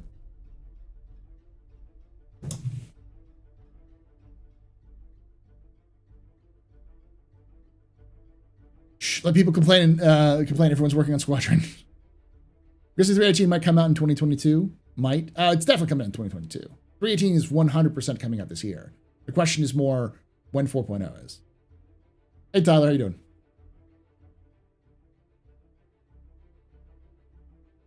Is the Fall of Crusader out yet? It's been out for days. It's been out for almost a week. It was released on Sunday. I usually release stuff on Saturdays, and I wasn't able to make it because my truck died and I had to trade it in for a new car. But yeah, it's been out since Sunday. YouTube.com/TheAstroHistorian. The technology can support server meshing, and the technology, can it support server meshing and have many players in the same server? Yes. So here is the issue, and I'll kind of go over this real quickly because I'll try to give you the quick and dirty. The reason why Star Citizen struggles to support the number of players it does has nothing to do with the player count and everything to do with the information. The memory required for all of those players playing is fairly high, especially since a lot of that information has to be stored on the game server. But as they're removing a lot of that stuff away from the game server to the persistent entity streaming server, also the, what are they called? The replication layer, that moves a lot of that information off of the DGS, which will allow it to breathe more, to give it more information. So it'll speed up performance of AI and other things like that, which means that we will have more, you can put more information on that server, which means you could have more players. Now, server meshing takes all that information and breaks it up into various different servers. So each individual server can handle those players. That's like a DGS, each individual. There'll be like, say, 4 of them, all in a square grid. That means you can have 100 players in that little area, because that area is 1/4 the size of Stanton. So if it can already support 100 players in the entirety of the Stanton system, having to track all of that information, it can definitely support 100 players in something that's literally 1/4 of the size. And then when you get dynamic meshing, you can increase or decrease the number of those servers wherever you want. So you could have a server that just covers the entirety of deep space in a system. And because there's nothing there, or handfuls of stuff there, you could have possibly thousands of players in that region, because the server doesn't have to handle as much information as, just the number of entities as, say, just a landing zone. In a perfect world, CIG could get as granular as turning a capital ship into its own server, if they wanted to. But that takes a lot of coding and trickery that they haven't developed yet. So, but just static meshing alone is definitely possible. I want a stun baton with that riot shield. You don't gotta reload it. That's what I love about it. They slapped this patch. Whew. I'll play Squadron all the way through, no problem, but I look forward to what it unlocks in the PU for sure. Now I need railgun lobsters from you, Elden Ring. I stream MC, so okay.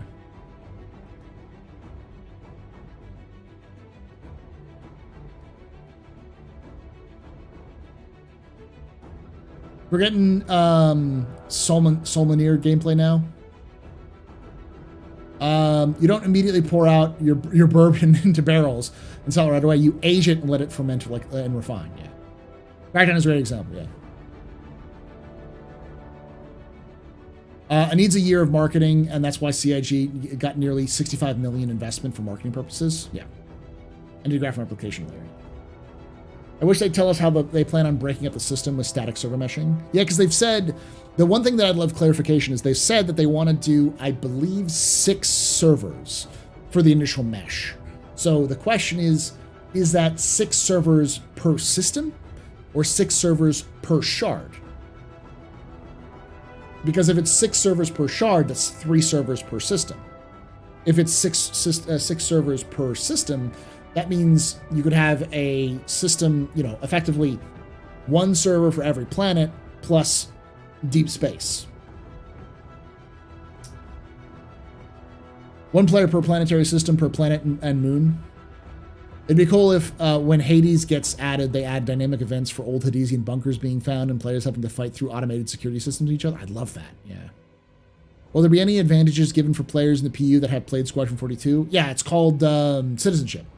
In theory, CIG has talked about how they want to give some benefits, one of those being citizenship. They haven't really talked about the perks yet, but one of the big ones is you'll be able to purchase in-game the F7C. I'm sorry, the F8C, the Lightning, the civilian version of the Lightning, of the Anvil Lightning. You'll be able to purchase if you complete Squadron. You won't get it for free. You just have to go purchase it. You'll have the reputation to purchase it from the dealer. And the Lightning is nuts.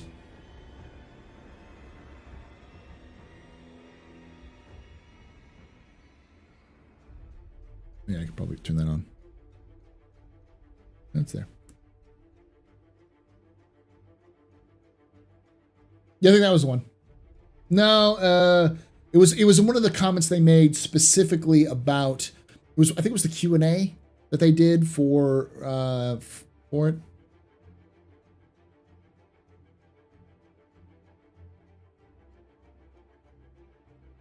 Oh, is it say 4 service for stand-in pyro? Yeah.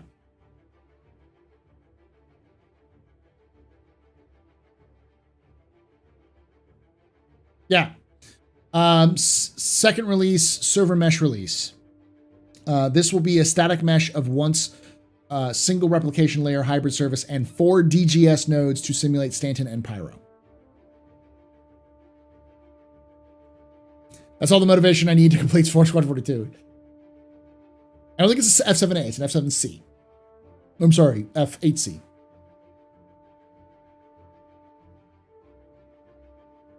Yeah, the F8 is a flying gun platform.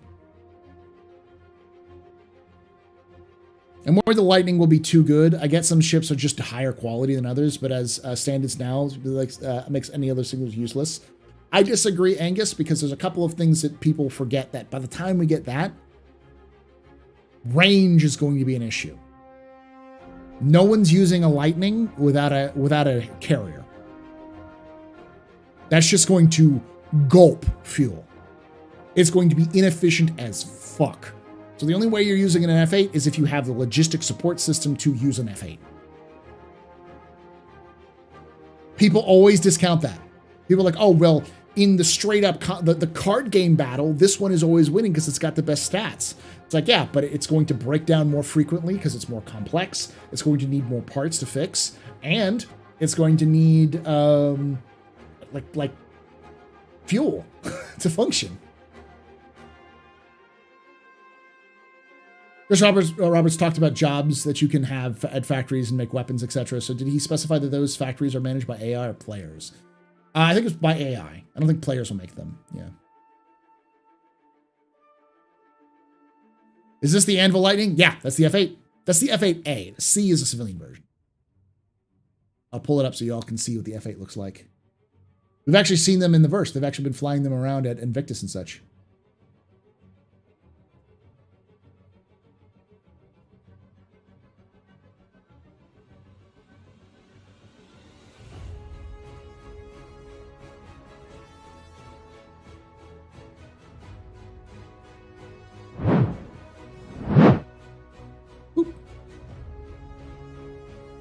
See that?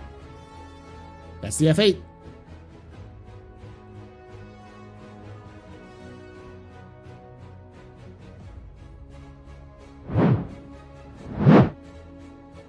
She is a beaut.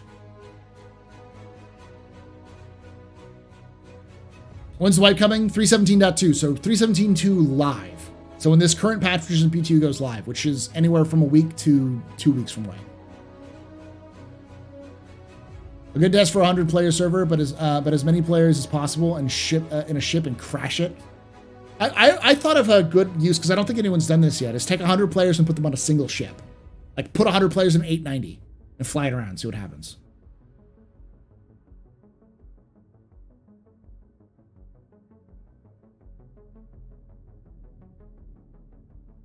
All right, I've been convinced the F8 thing is well done.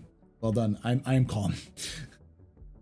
Logistics is going to be a deciding factor in large orgs and inter-org operations for sure.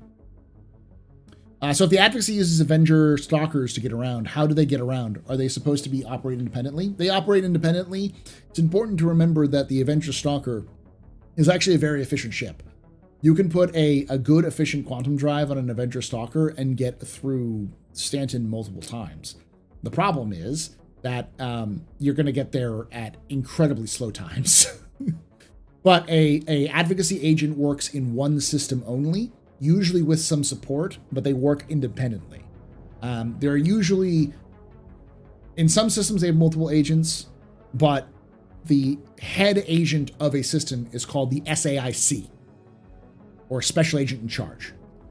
That is the main person in charge of a system, the system's defense, the law enforcement.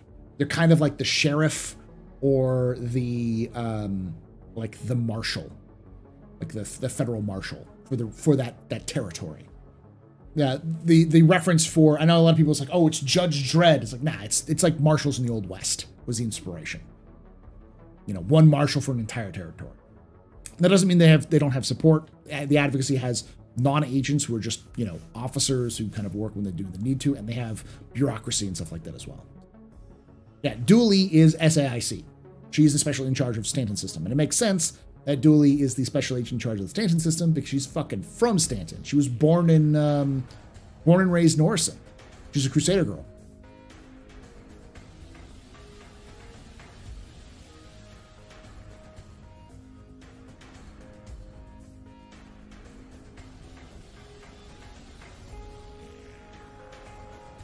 That's like marshals right now, in fact, one per territory still. Do they still do that? I thought marshals are still in charge of, like, moving prisoners to federal locations and stuff like that. I guess, like, head marshals rather than deputy marshals. They're going to need a carrier for fighters. Liberator, Kraken, Anvil, maybe. Yeah. That kind of things. Ooh, finally used for the steel. Yeah.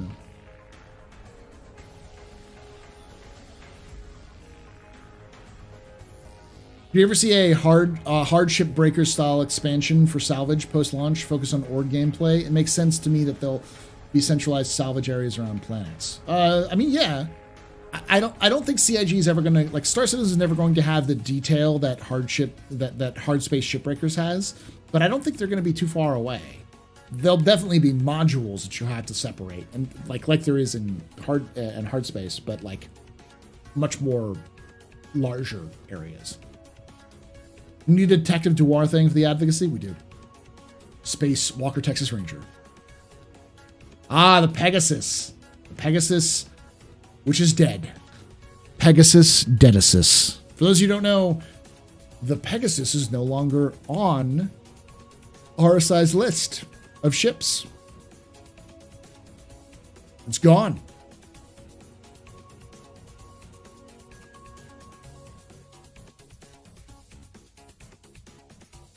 Yeah, it's gone. She's dead, Jim.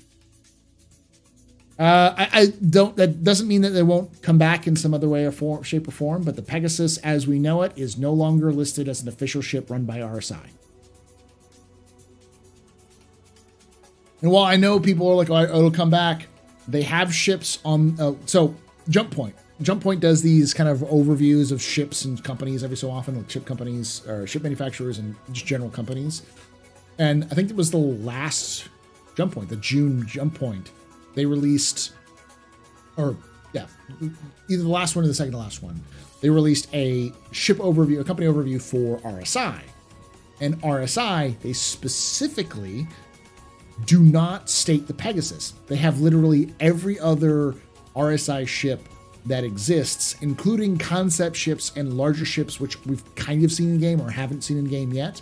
All of them are listed there. The Perseus, the Mantis, the Bengal, the Orion. What is it? The Orion? Or is it the Anvil? Oh, it's our RSI Orion. Yeah, the Orion. They mention all of those ships, but they do not mention the Pegasus.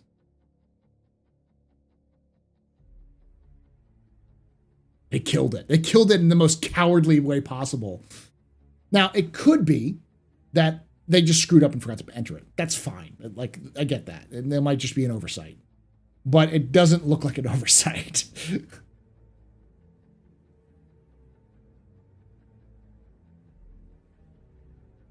They Dear John'd the Pegasus.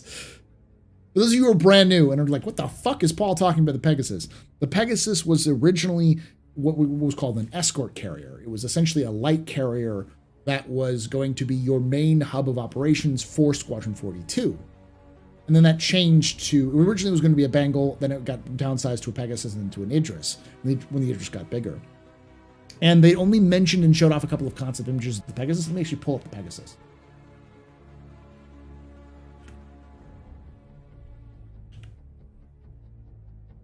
So here's the only concept image of the Pegasus we have.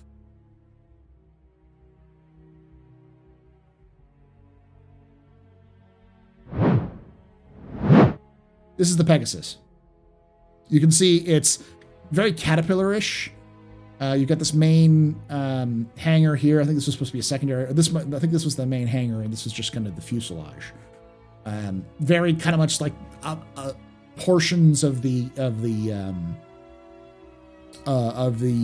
Bengal. Some gun placements here and there, but mostly fairly generic.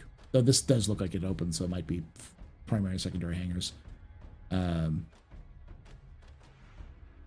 Yeah, that was the Pegasus.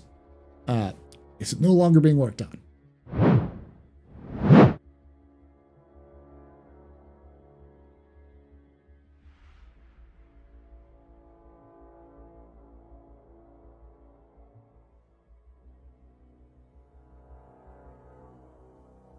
Still on the site, but it's been no longer listed as it's still in that transmission, but it's no longer listed on the official list of ships.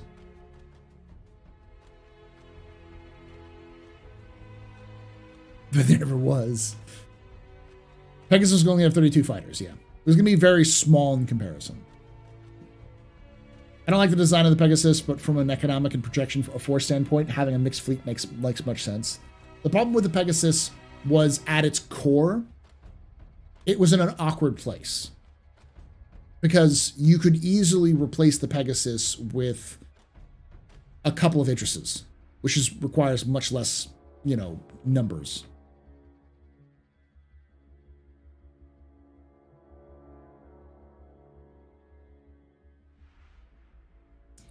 I have this crazy idea for Star Citizen. Ships like the 300 series, Mustang and Aurora use their cargo bays for drop tanks. Would that break the game? No, but you probably wouldn't have drop tanks on the exterior. You'd probably have drop tanks in replacement for the missiles. Like the missile bay, the missile hard points would probably be swapped out for bombs or swapped out for fuel tanks. That'd be my guess.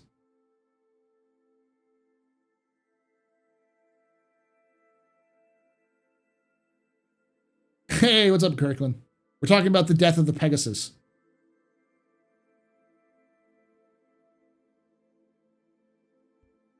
I honestly wouldn't be surprised if the Pegasus is completely gone and they're just kind of scrapping it and working it from the beginning, reworking the concept from the beginning, which is why they don't have it on the they didn't list it on the RSI ships list for the latest jump point.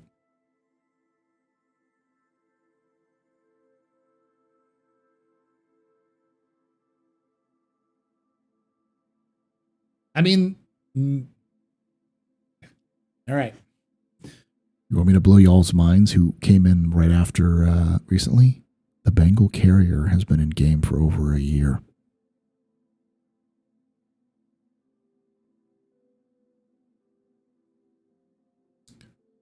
We've seen it. We've flown by it. Wait, was it this year that was the Bengal, or was it last year that was the Bengal? Was it last year the Bengal? Yeah, last year was the Bengal. And then this year they brought it back.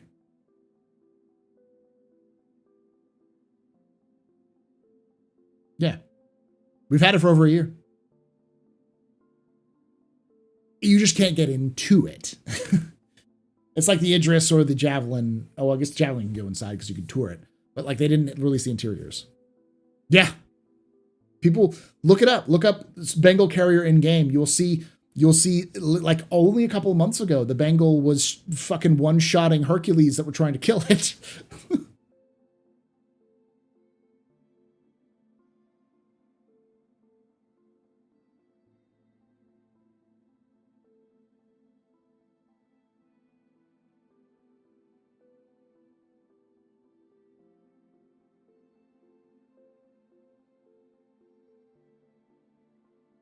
We tried to land on it, blew up. Yeah.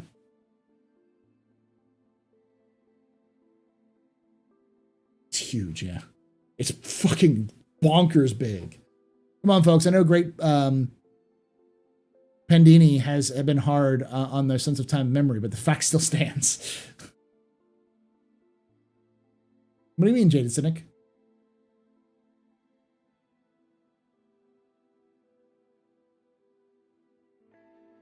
You ever see the Star Citizen Leaks episode on the Bengal? Even a couple of years ago, a good chunk of their interior of the Bengal was fairly fleshed out. Yeah, no, They've showed off the Bengal a couple of times, the interior, during the militia mobilization initiative. They've got like they have the interior hangar worked out. The issue is more the rest of the ship. The reason why they don't have the rest of the ship is because it's fucking huge. It's 1 kilometer long, and the whole thing's got to be fleshed out. They built a fucking transit system. There's a fucking transit system inside the goddamn Bengal. A fucking like cars, like train cars to get you from places. That's how big it is.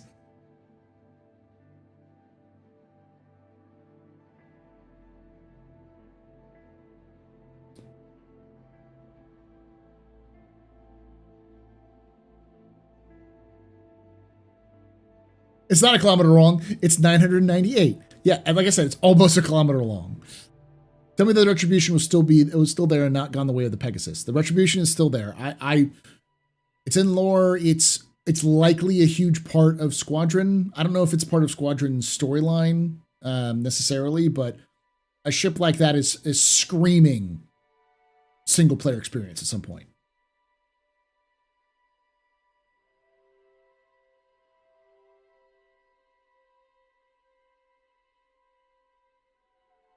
Yeah, it's going to be like a set piece, for sure. We don't know if you'll be inside of it, but...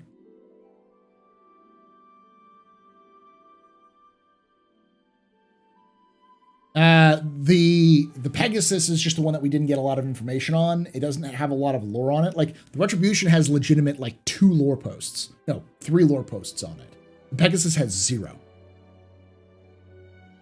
The only thing we've seen with the Pegasus is early concept work and then talking about its placement in the game, but we haven't seen any lore dropped for it.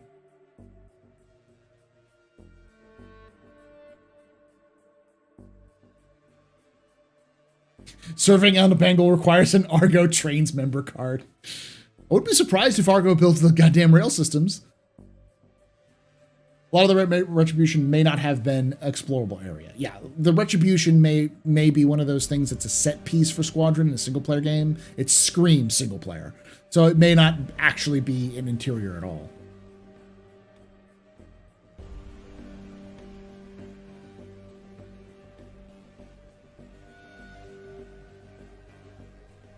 Well, an oyster card.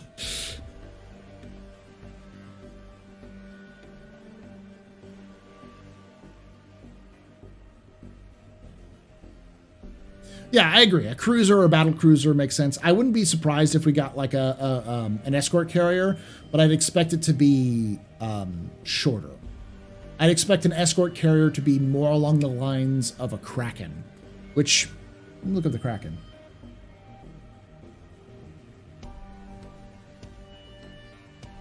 Kraken is only 270 meters. It fills the same, basically the same role as the Pegasus does, as a light carrier, but it's more of a support carrier than anything.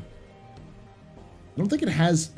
It can hold up to very much fewer ships, though. It can only hold up to like 6, like 10 or 12 small ships.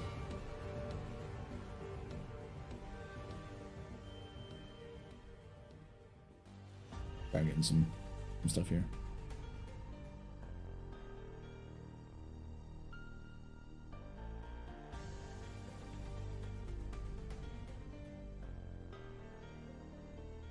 I can see Retribution being used when the main character has to go up against a king ship. Yeah, for sure. Have a good night there, Darge. Thanks for hanging out.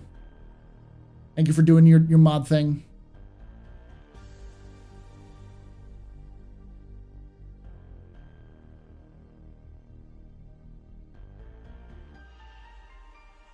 Reckon also the UE won't buy it because Drake, exactly. So.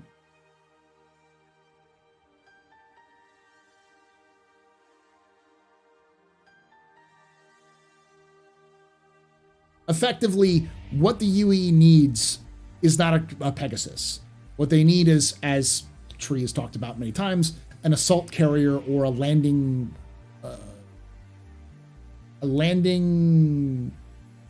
dock, is I think what they're called. There's different terms for them, but like Effectively, they need a mobile base, which is what supercarriers work like in the real world. But, you know, the U.S. Navy doesn't have a bajillion fucking supercarriers. So they build these other things, these assault carriers, which are effectively just mobile marine bases. Helicopter carriers is what they're also called as. LHA, LHD, yeah. The Liberator is a good example, but the Liberator is like an assault carrier that just doesn't quite cut it. It's a little too small, and it doesn't quite have as much space. Like a typical, if you took a Liberator and expanded it just by a little bit, and gave bunks for everyone on board, and an armory, then you'd have, and maybe a machine deck, you know, like a repair deck. Then you would have a medical bay. So like extend the Liberator just a little bit, and you'd have almost exactly what you need. Like the one in Xenothreat? What do you mean the one in Xenothreat? The Xenothreat has a Idris, which is not an assault carrier. It's more of a frigate. So,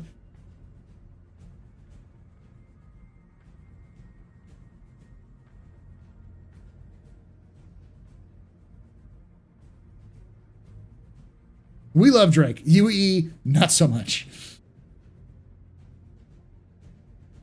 To be fair, the Yanks have been an obscene amount of supercarriers. We do have an obscene amount of supercarriers. But even then, it's like we don't have infinite numbers.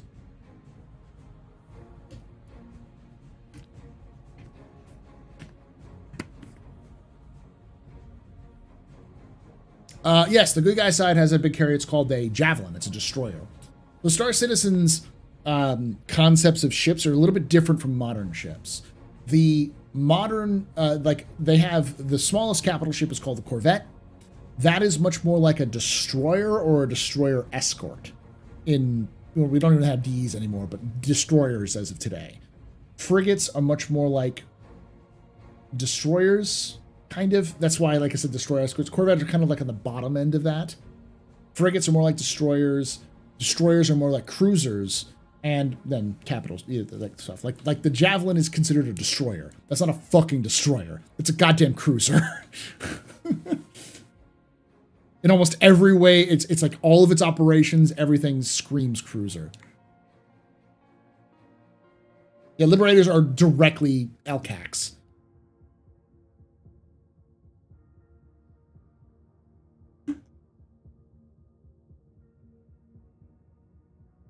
No, I agree. An assault carrier would be perfect for Anvil.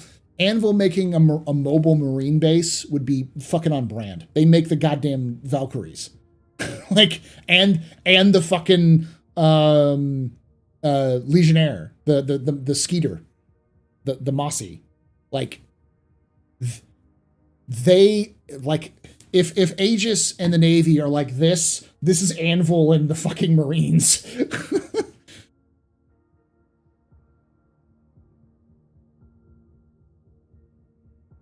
Do I think the Liberator price will go up much? A little bit. I'm surprised as low it is, but yeah, it's a little bit. You think we'll get a large capital prison ship? I hope. We'll see. The Kingship carrier is 1,550 meters, if I can remember. Yeah, it's huge. It's twice the size of almost twice the size of a Bengal. But it's Vanduul, yeah.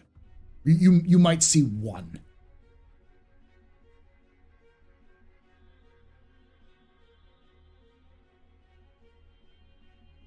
Basically, yeah, we need an Anvil ship that can launch multiple Valkyries or Legionnaires from it. That has space on board for berths for Marines or for Navy personnel. A place to repair ships. A cargo bay to hold ground attack vehicles. You know, Novas or Atlas chassis or... Cyclones, Rangers, those sorts of things. Yeah, that's about it. Something like that would be perfect. President's versions of the Sulaco. I have to look that up. It sounds familiar, but yeah, something like the Sulaco, but with more guns.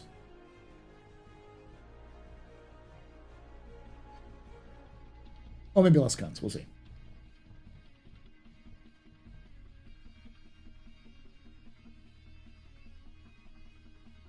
Sulaco's alien. Halo's version of Sulaco was the Pillar of Autumn.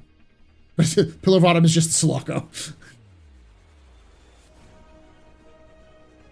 Why isn't the ships that can have drop pods from orbit, just like Halo to see? Imagine that. Oh, the nails, they exist in lore, but CIG has consistently said that they do not want to give us nails, which makes me sad.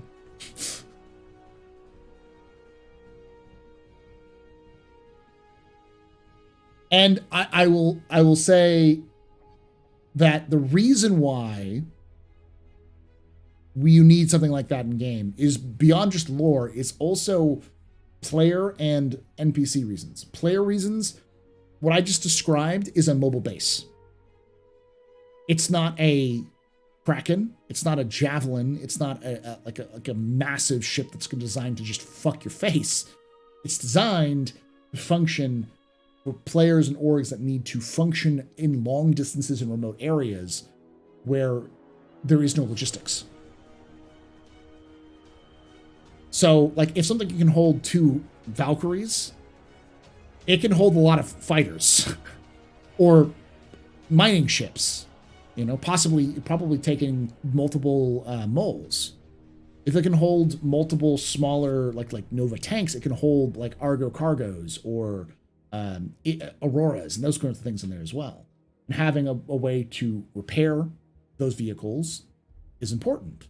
And also having a medical bay so people can respawn and get medical treatment and that sort of thing. And it wouldn't be an overpowered ship, because something like that being, you know, 300 meters, 300 meters ish long, you know, kind of thing would work great.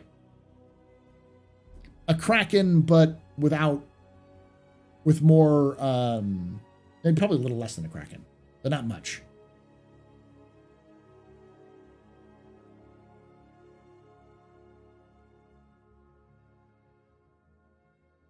Later, Randy. Thanks for hanging out.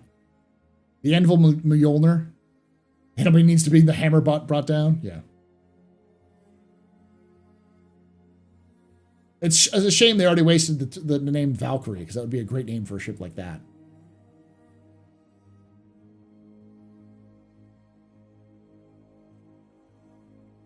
Would be a great, you know, would be honest, would be a great name for it. Would be the Anvil Anubis, God of the Dead.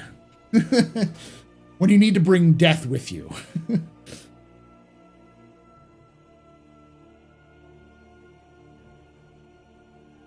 Yeah, it's about 300 meters. Something that would be about, you know, 200 to 250 meters long.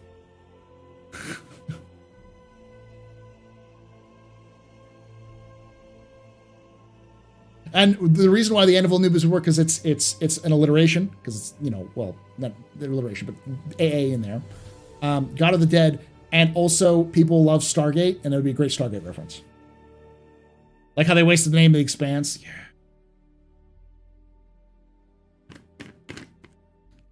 Yeah, Sharon would be a good name too, the Ferryman of the Dead. And then you get to the same problem. You've got Sharon the system and Sharon the ship. Hey, Tarek, how you doing, buddy? Which one's more likely to see a Roger Young ship, Starship Troopers, or similar than a Spirit of Fire? Yeah. And the coolest ship in Freelancer is the Anubis. So they already have an Anubis in Freelancer, so. Or you call it the Anvil, like, Odin. The Anvil Thor. The Anvil Kali. The Anvil Mars.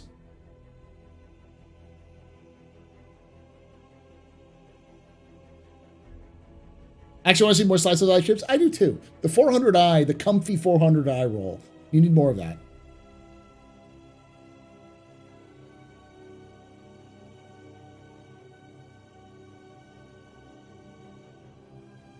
I'm doing kinda just waiting for Monday. Woke up last Saturday thinking I was late for something, even though it's been done for a couple of weeks. Yes, I know that feeling. They're sending lightning strikes to the surface, and then they could reuse their legally distinct version of Thunderstruck.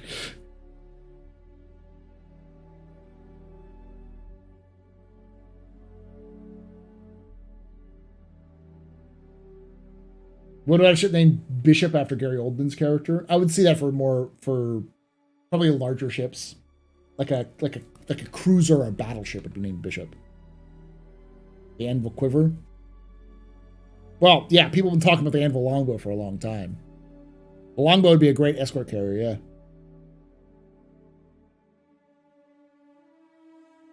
Never may be close if they do make it big enough for two times Cuddies, yeah. The Endeavor is much more of an exploration colony ship. Donnager, anyone? Yeah, I could see like a Donnager. Anvil does need a missile frigate. That is kind of their, it's like right up their aesthetic. I apologize for the Space Marine hijacking his office hours. This wasn't a very big office hours. Like, you know, we didn't have much to go on for this today. I mean, like, good news, 120 plus people per fucking entity, for instance, in Star Citizen. Fuck yeah.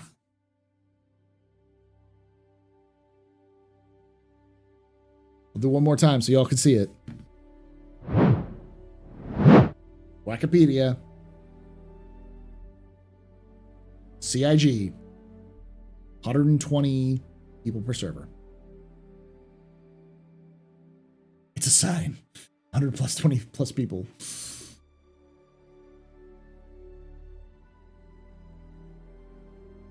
I'm so out of Star Citizen stuff and booted in so long. Probably not a good time quite yet, but not too soon. It'll be like fairly soon. It's getting better. I saw the sign. It opened up my eyes. I saw the sign. Yeah. Ooh, Thundersheaf. Well, all right. So, chat, let me pitch to you my idea for the UVE army. The problem we have right now is the army in Star Citizen has no fucking purpose. Everything it does, the Marines already do. And the Marine or the Navy already does. So there is no army in terms of the actual, like, functioning lore for them. They exist, sort of. They use Nova tanks, yeah. But here is my pitch.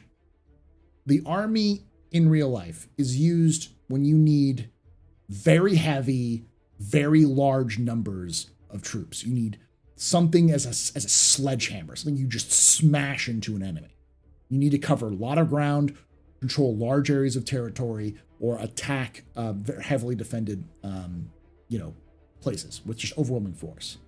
So, in the future, in the Star Citizen universe, what would the army be good for? And in my mind, the army would be good for territorial control of planets.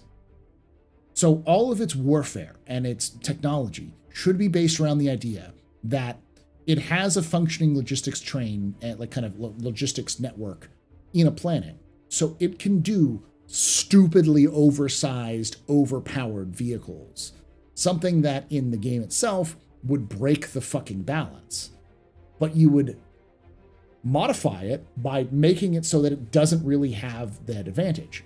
Example, we need something like a helicopter gunship in Star Citizen. Something that isn't a jet plane, like a jet fighter or bomber or whatever, ground attack craft. We don't need those. We already have those. We have the Ares, we have the so many different fighters and such. We even have like transports, but we don't have like an Apache or whatever the Russian equivalent is these days. What we need is something that has no quantum drive. Fuck the quantum drive. It's not leaving the fucking planet. It doesn't need a goddamn quantum drive. It just has an oversized quantum tank and more guns than should be legally allowed on a vehicle. I'm talking size, multiple size 2s, size 3s, size 5s. Maybe you slap a fucking size 7 on that bitch. And its job is just to go around planets and devastate anything it needs to and loiter in an area for a very long time. Have fuck tons of shields and protection, have tons of hydrogen fuel, can just ruin anyone's day. But because it has no quantum drive, it needs a lot of logistical support, and it's very slow to get to the battlefield. This is something you would use to defend an area or to assault after lots of preparation.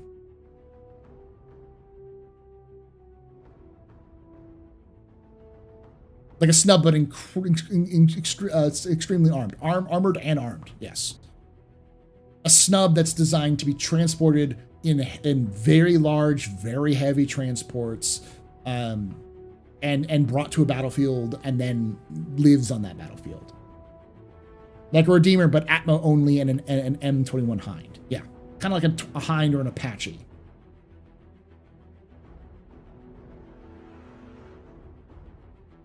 We also need more trucks.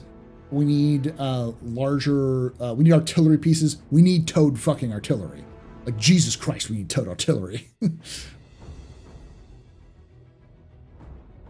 This sounds like a quantum driverless Redeemer. Sort of. The Redeemer's problem is that it's not really designed for hovering as well. The Redeemer's problem is it's designed like garbage. It was designed by a committee, so it's not very well designed for what its role should be. I'm thinking something that more probably resembles a Valkyrie, but with more guns and no troop transport. Taking it the Halo route, we need a Pelican dropship to bring troops into the ground and bring in vehicles. We already have that, Tyrek. It's called the Valkyrie. Very deadly trash.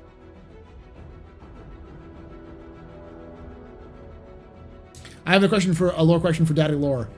Oh. Weird. What happened to the Tide after Linton Mezzer was overthrown? Did they split up and become a gang like Xenothreat or even the Overlords? We don't know. We don't know a lot about the Tide.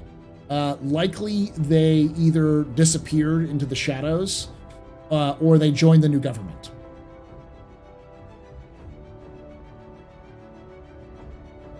The Redeemer's problem is that it's ugly. There, I said it. It's ugly.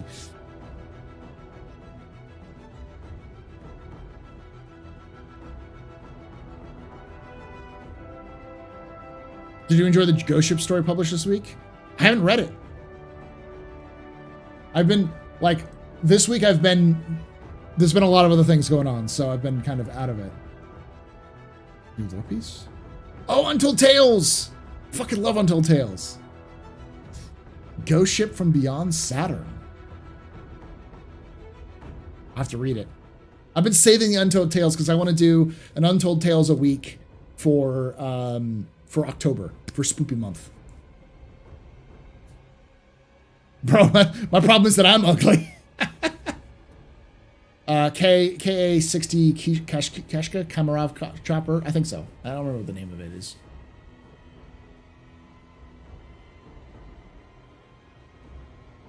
Chills to be had. Nice. AC-130, smaller A2 since the gun's face down. Something like that, yeah. Basically, like, between that, I am not, let it be known, I've said this many times, I'm a fan of mechs. Big, stompy robots are my jam. And I get that mechs don't really fit in the Star Citizen lore, but I wouldn't be surprised if walkers would work. For six-legged, big, movable tanks. Something designed to crawl over any and all terrain that's just built Ford tough, built Tonka tough with just guns. Guns and logistics.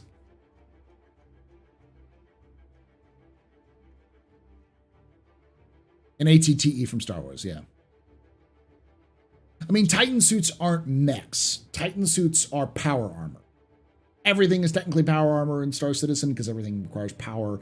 But like Titan suits are more like power armor in the sense that you carry around, you wield size 1 and size 2 ship weapons as guns.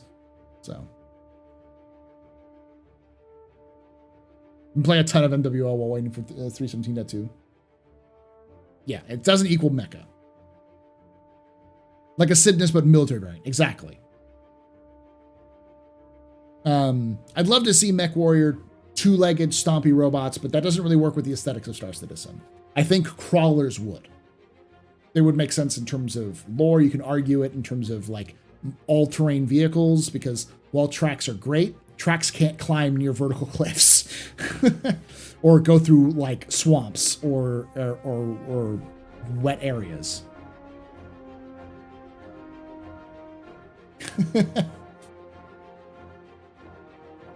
SC, it's not 2025 yet, right? No, it's not. Power like Fallout 4, yeah. Like the T series power armor from Fallout, that is much more similar to what Titan suits are. And for those of you who don't know, I've also been a huge bender of like lore stuff recently because I've been playing Fallout 4 again. Is Fallout the Fallout power armor is not really the point of the power armor isn't really to use isn't for the protection. It's because you could wield heavy stuff like miniguns and carry more like weaponry, which were effectively tanks. It turns soldiers into light tanks, and that's kind of what the Titan suit is. It's designed to take a soldier and turn them into a light tank. This is the AstroPub and the Liquor Gundam moving out. Yeah. More like a cargo transport than a walking tank. Force projection. Personal tanks, yeah. So elementals. Yeah, it's kind of what that is. Space Marines? Sort of. The difference between power armor in, say, Fallout and Star Citizen and Space Marines is that Space Marine ceramite armor is damn near invincible. Whereas, like, power armor in Fallout is tough, but it's not nearly as protective as, like, you don't get as much protection as you think. It's less protection than a tank. A massive Gundam taking to peacefully take your historical artifacts.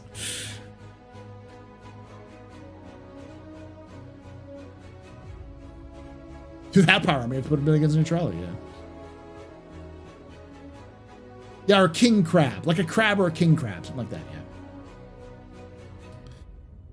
That would be my argument. My argument for the UE army is that when the UE army rolls up on you, you're fucked. Like if you're fighting a ground battle against the UE army, you might as well surrender because they're just going to shell your position until it looks like the surface of the moon. And then they're going to drop something that the equivalent of a fusion bomb on you and turn you into radioactive soot. Like I should feel existential dread when I see the UE army moving. Like you should fear like Cthulhu arrived.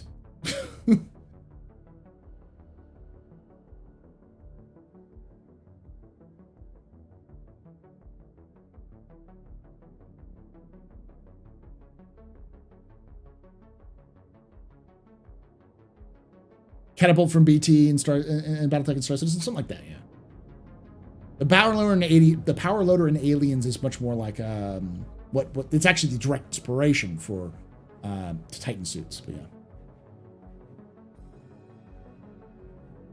Space Marine armor invincible. Tell that to AP3 from 3rd to 7th edition 40k. Yeah, but AP3 is like AP weapons are tank weapons, you know.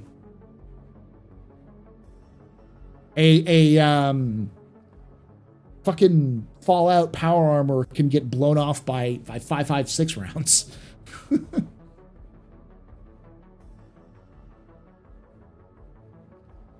Sort of. The Marines are smaller. The Marines hit you and leave before you realize they were there. Does that make sense? Like the army you should see from a mile away and you can do nothing about it.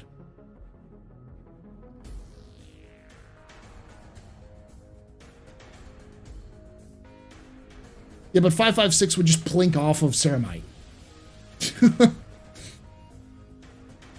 Ceramite laughs at 5.56.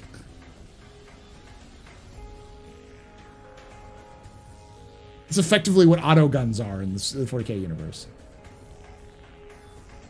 I hope we get some tank variants. I do too. I hope we get like scout tanks and the like too. We have the long PTU after this current one goes live, right? Yes. We'll have likely Evocati sometime in September would be my guess. Maybe August. And then it will probably go until November.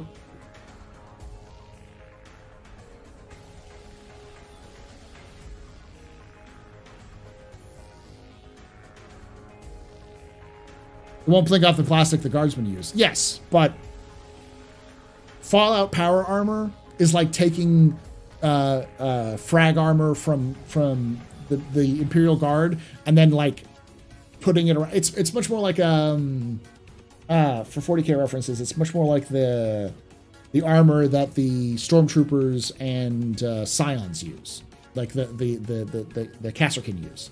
It's more like that, but like powered. Yeah, we need a Star Citizen IFE for some sort. We definitely need an IFE. And no, the fucking Atlas chassis don't count as IFEs. Carapace armor, thank you. Yeah.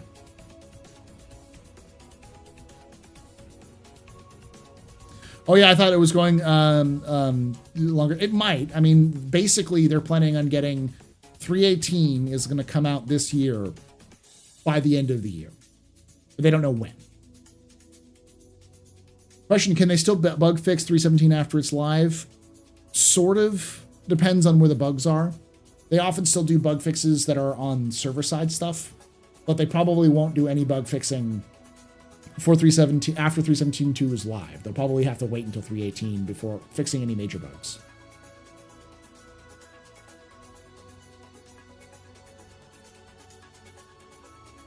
We have a concept of mobile shield gens. Yes, we do. In some of those. You're right, Roberto.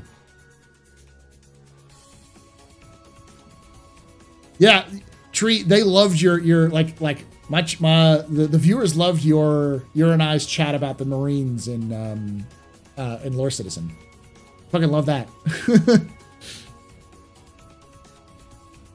So many people are like, I want more of that. I have a solution to get mechs into Star Citizen without being a massive urban mech. They're just trash cans with guns. Yeah, I mean, I could see something the size of smaller mechs, like mechs you would see in anime, like a Ghost in the Shell, like Tachikomas. You know, or I think they do have some larger mechs in Ghost in the Shell too, but like that kind of thing. Not like the size of a city block, but like, or size of like a skyscraper, but like 2-story, like 20 feet tall.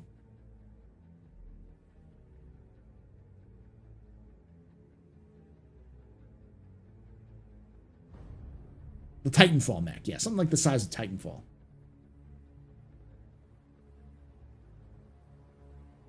I just want some form of gliding parachute combination for jumping from ships. I agree, but I also know that it wouldn't work. Here's the reason why it doesn't work. Not every planet has atmosphere, and you need atmosphere to be able to use parachutes. And so using a parachute as a catch-all for all ejection purposes or all like insertion purposes won't work. It also doesn't really work in the lore. What makes a lot more sense is something to the effect of jump suits, like a backpack you can carry, which will have limited amounts of fuel to be able to slow descent and or to break you and break your descent entirely, but only enough fuel to get you down, not enough to get you back up. Not jetpacks in the sense of you just like, whee! You're not gonna fucking Mandalorian your way around the Star Citizen universe. Star Citizen doesn't work like that. But something like that, with something more stop you. A sky crane pack, yeah. Yeah, like the ones we use for Mars.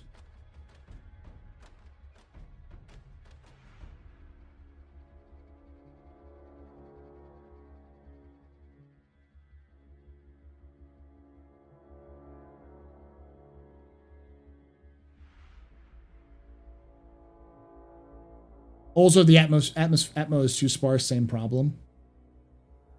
With jet fuel? No. If the atmosphere is too sparse, your if you don't have any atmosphere,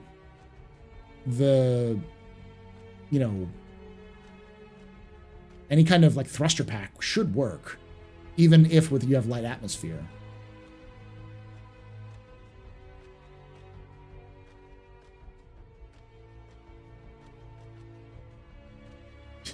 We need something to arrest your fall off of jumping off of Arcourt Tower. Yeah, the ground. Yeah, that'll work.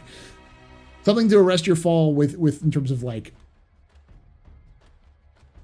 thruster packs.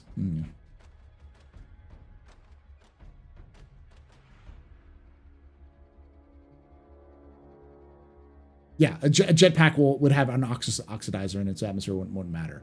We have self-oxidizing fuels. We've had them since the 50s. Even for parachutes. Okay, yeah.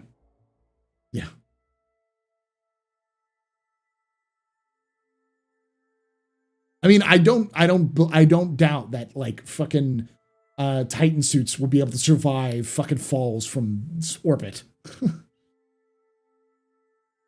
There's a problem in the animation of free fall. Yeah, there's some issues with that. I think lore could justify having a Vertac fighter, light fighter, Titan suit combo built by Asperia and uses a combo of Xion and maybe Tavaran tech. Maybe. I could see that as a solution as well, like a Titan suit that's designed to with thrusters to get you down to the ground.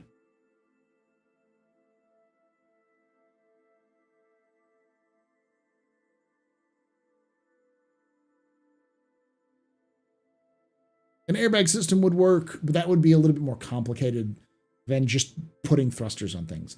You can hand wave having enough fuel to get you down to the ground, and there's actually some gameplay elements there too. Kind of like with your parachute, you have to see altimeters and know when to pull your cord and all that kind of stuff to like for insertion.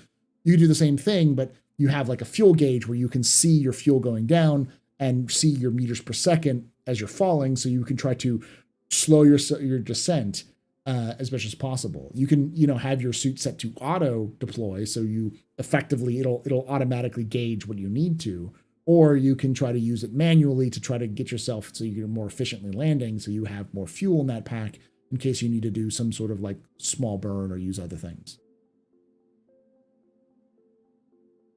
So getting caught up because he said jetpack, I think more rocket pack. Yeah, it's more of a rocket pack. Not really a jetpack in the sense of like a jet engine.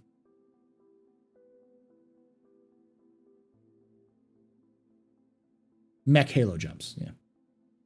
Sky crane like the Mars landers, yeah, like the Sky crane Mars landers, where you have that pack that like that essentially backpack that's attached to the lander that gets it close to the ground, descends the lander, and then boosts away. You can see something like that. Hey, Celine.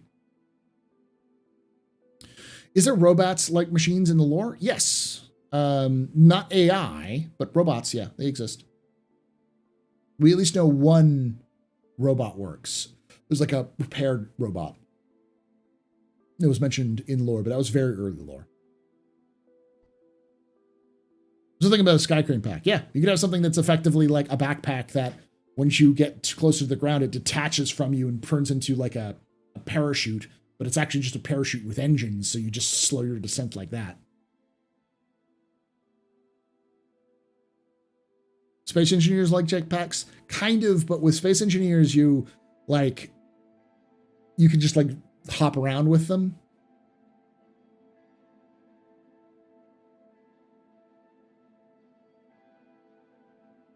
Okay, the Cyclone and Nova need utility mounting places for those jet rocket packs? For sure. Well, with our current governing body, AI are being worked on, probably. True, but AI in the lore is banned. Star Citizen takes the 40K approach to AI. Not that AI can't function or that we don't know how to make it. We've made super smart AI in the past. The problem is that every time we make super smart AI, they go fucking insane and kill everybody. Well, to be fair, they don't go insane. They just fuck up and kill everybody.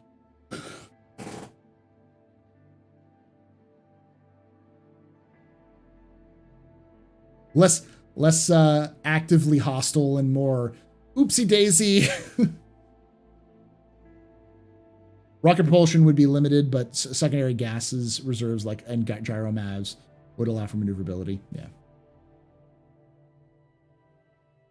We're definitely going to get an MMU device for Space Salvage Up. We're definitely getting an MMU. There's actually like a reference to it, like everyone got a free version of it. Eventually, the way that you know how you kind of EVA now in space with Star Citizen, eventually that's going away. Because you will have fuel and power on your suits. And your basic flight suit will not have the ability to maneuver around with jets. You will need to have some sort of exterior pack. And your suits might have some limited EVA fuel, but it'll be limited. That's one of the reasons why they introduced the handheld gravity gun, because they want to decrease our ability to fly around.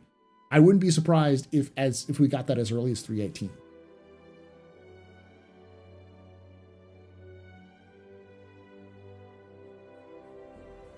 Talking about the emergency lawn dart resistance system. The MMU was a stretch goal, yeah. At least they didn't need a Butalarian jihad that killed hundreds of millions in order to get rid of AI. True.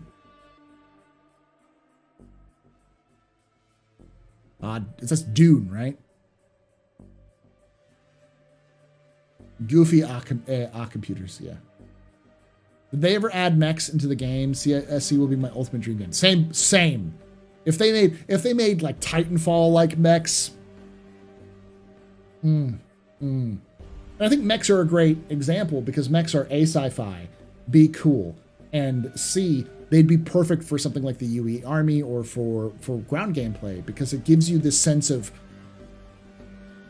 I'm a fucking tank. I'm a walking destruction device that can destroy everything in my path. But I can only do so on the ground, and I have to still deal with a bunch of space shit coming around.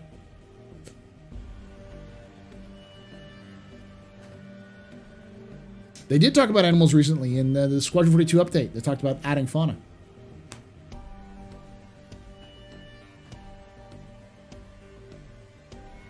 Oh, yeah, the push-pull. I believe push-pull was at one point planned for this year. I mean, it's been planned every year, but I think it's on there.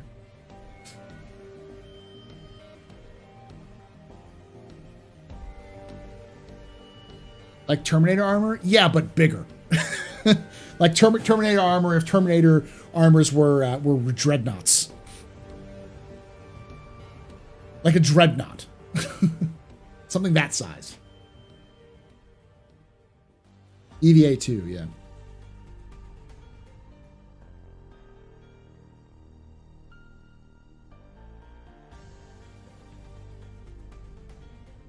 Yeah, dreadnoughts are taking the mechs. But like that size, you know, dreadnoughts like a dreadnought or not even box, like a Redemptor dreadnought. That kind of size. You can see a Redemptor dreadnought is like twice the size of a Space Marine. It's 12, 13 feet tall. And I think Titan suits are like 8 feet tall. So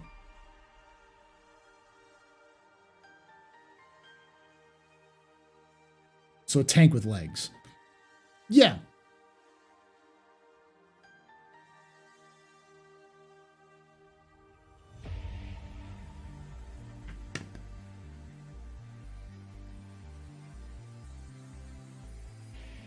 Yeah, the BB-12 stretch goal. That was the an MMU.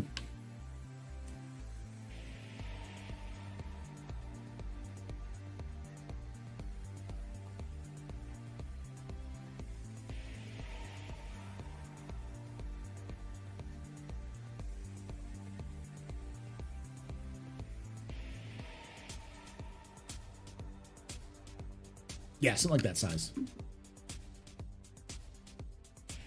Fuck, Power Rangers, connect the suits. I don't think that would work in kind of the vibe that CIG is going for. Star Citizen stretch goal, Mechazord. Both hover tech and the tractor beam tech, would mechs still have a place? Yeah. Just because you can put a lot of big honking like weaponry on it, and could also traverse areas a little bit easier. because I can imagine hover tech isn't very stable.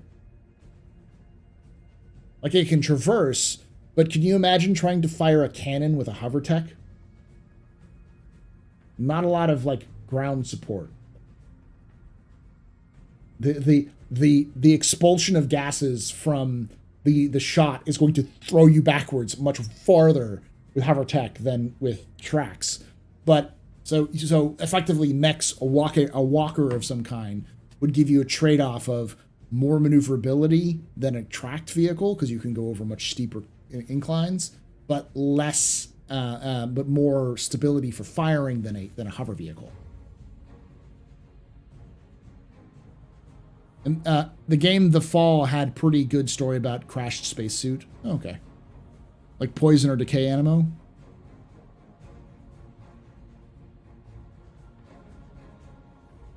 You mean we can't get Raftron?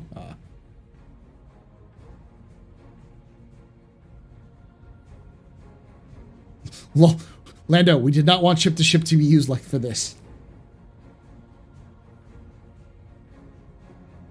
I was very confused for a moment.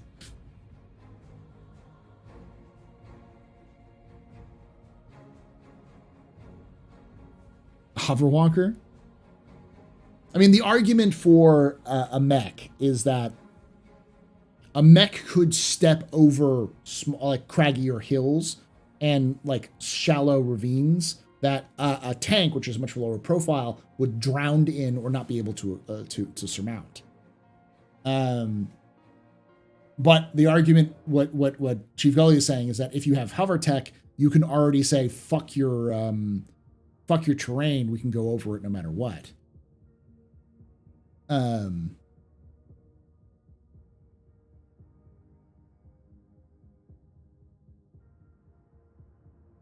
my god, The Fall. I was playing that on my previous PC. I should reinstall that. Thanks for your YT commentator. That's still way longer than current suit oxygen. Yeah, 6 to 6 hours.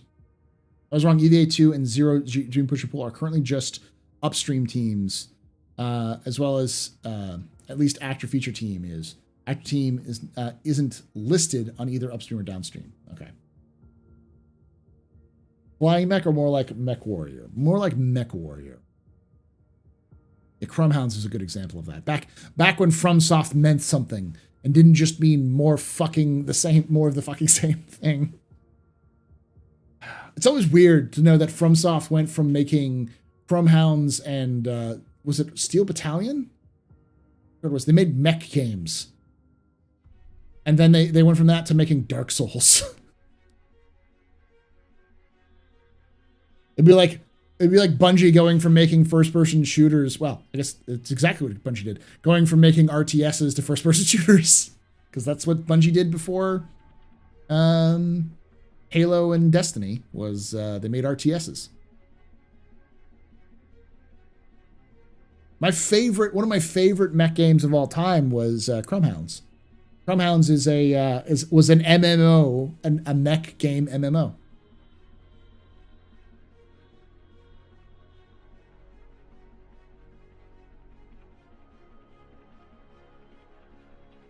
Doms hover in Gundam, but I don't think they explain how they hover. They just fire bazooka shells.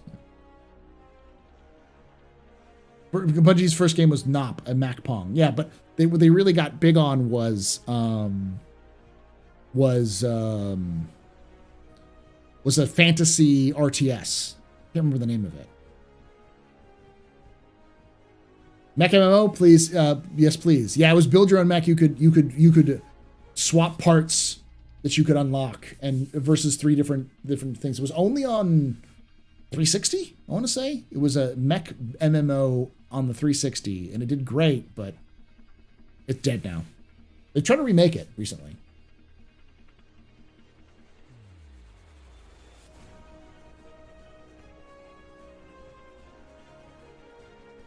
Myth. Thank you, yeah. Myth and Marathon on Mac, yeah. Marathon was their first-person shooter, which was why they had some experience, but Myth was their big name. Myth was why they were known.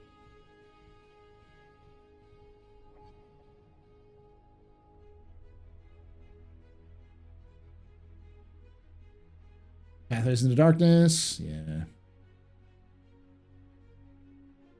Didn't CR make something similar to Pathways into Darkness? It was one of his first games.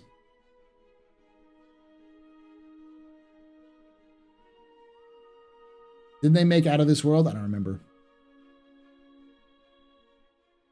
Remember Cyborg Justice.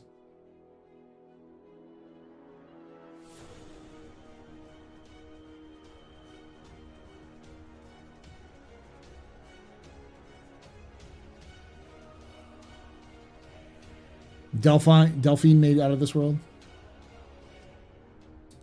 We're old. We need to snap up a little doctor on it. I don't know what you're talking about, Chief. My brain is not processing that. They need base shields like they have in Star Wars to make good ground combat a thing. Yeah, there's some simple solutions they could make to fixing ground combat. One is ground-based shields for bases to make it you can't like assault ships really because or assault ground targets because they have protection. The other thing I think they need is heavier and larger ground vehicles.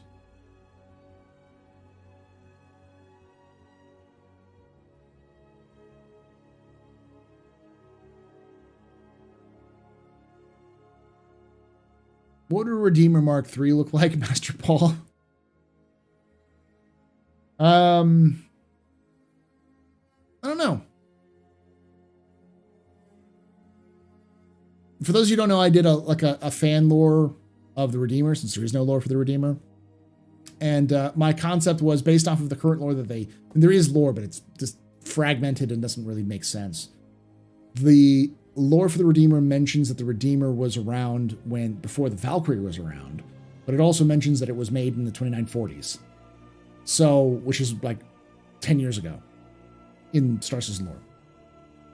So the question is, okay, what actually is the case? And so what I did was both of them can be true if you say that the new Redeemer is the Mark II and the old Redeemer was a Mark I. And so I turned the old Redeemer into effectively a human version of a Prowler.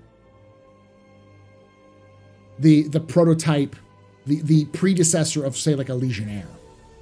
Something that was designed to not dock and board, but designed to EVA and board, but lighter, more maneuverable, less guns. And the Mark II was a gunship. It was a dropship that evolved into a gunship. So...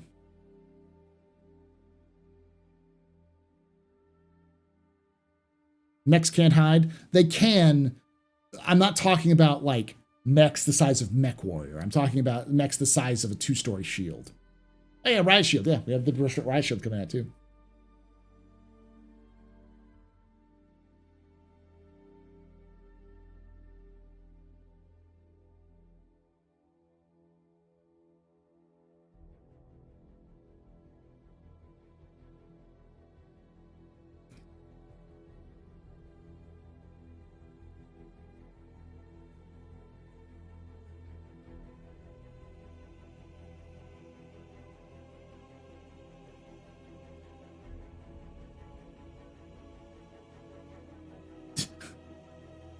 Not reading that, Omega. I'm not reading that. Mechs can hide. You just need the right stratagem, yeah. Yeah, the key... The way I would think of mechs in the Star Citizen universe, if they were to add them, is weapons platforms. The Nova tank is a tank. It's designed to be a main battle tank. Function like a main battle tank. With support from infantry, take on heavy or hard targets, but to be more flexible and be able to move around.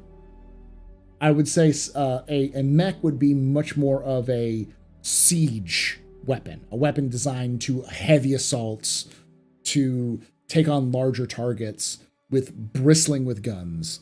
Effectively a ship that doesn't require hydrogen. Like a Constellation or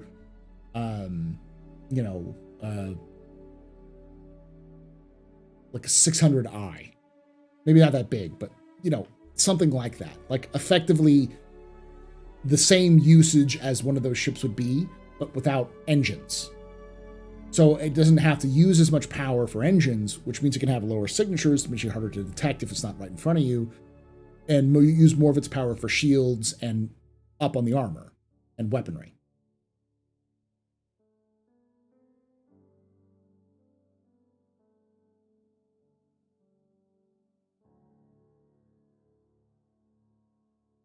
Would make PvP broken unless there's some big heat sig when used.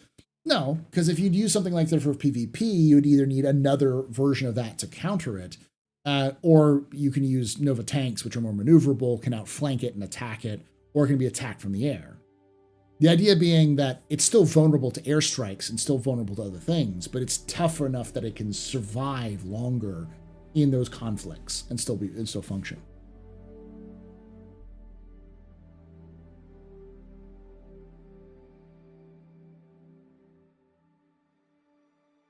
Exactly, yeah. Like a howitzer with 4 to 6 legs, 2 or 3 howitzers plus 4 or 5 smaller guns for support.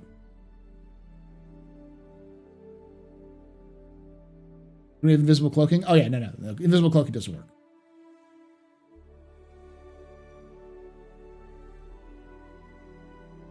Exactly, Sandgroper. Something like that would be perfect fodder for the Ares. The mech would be make a land capital ship. Something that is as tough as an Idris in a smaller package that's fucking hard to kill, but takes a lot of people to function.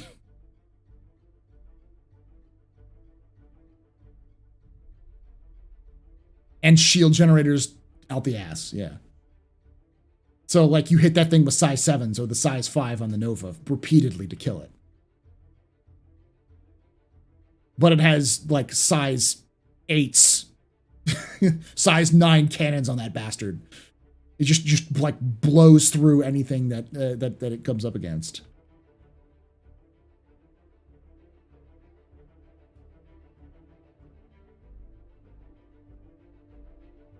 Shield generator deployable truck. I'd like to see that too. Yeah, a shield generator, like a bubble shield generator on a truck would be great.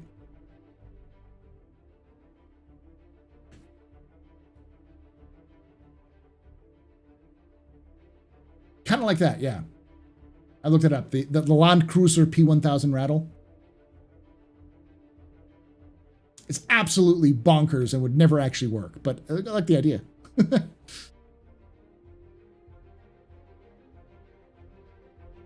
The German mega tank, yeah. But a walker. Like the elephants from Halo, yeah. Control the spice, control the universe, yes. I know it's control the spice, control the universe means.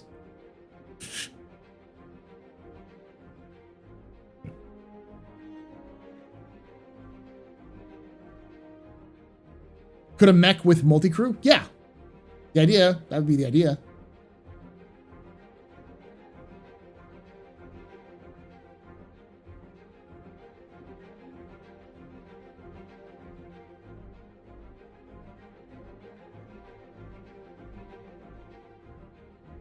Yeah, you could, but then something like that could easily also convert to other purposes. You could turn something like that, remove the armor, and turn it into a mobile base. You know, it could be it could function as a low-cost, maneuverable survey platform, or cargo, or just a base. You know.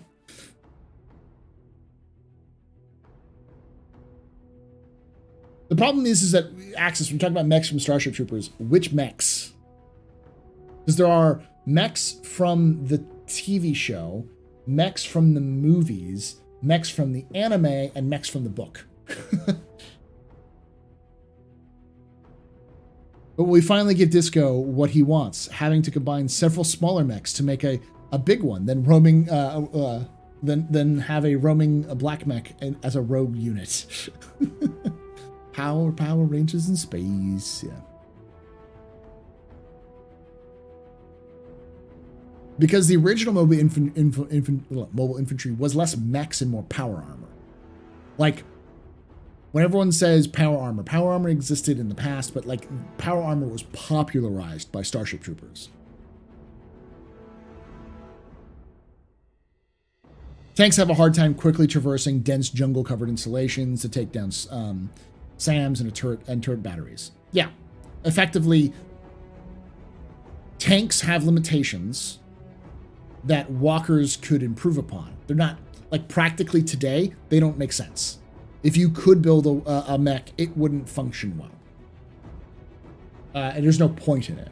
But in the Star Citizen universe, you could easily argue it could function, A, because it's cool, but B, because it would fill a role in a niche in the battlefield that doesn't exist right now. The Marauders, okay. There are no personal shields. There are riot ballistic shields, and there's deployable shields, but there's no personal, like, energy shields in Star Citizen, no.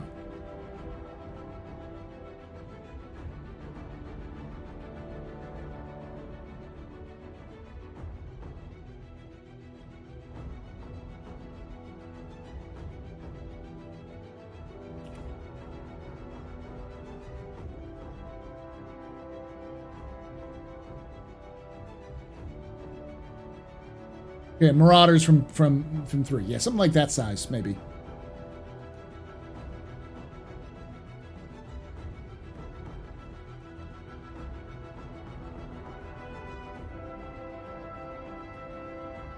Yeah, the balance and coordination, everything at that scale is just bad.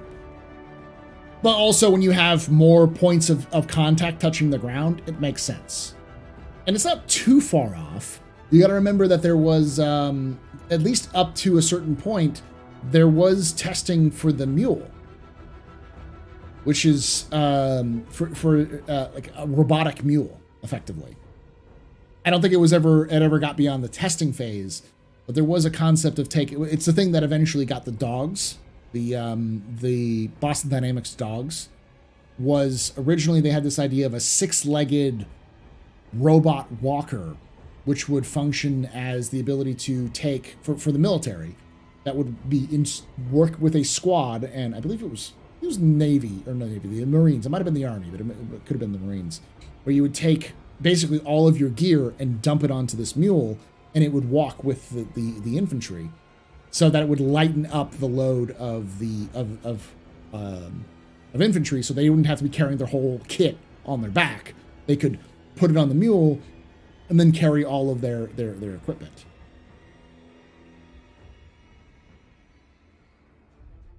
It's past training, it's fielded. It's past testing, it's fielded, not fielded. The mule would carry the tents and food, etc. for the squad. Exactly, yeah. It carries like the backpack and all of the other additional gear that you don't need in combat situations, but you might need.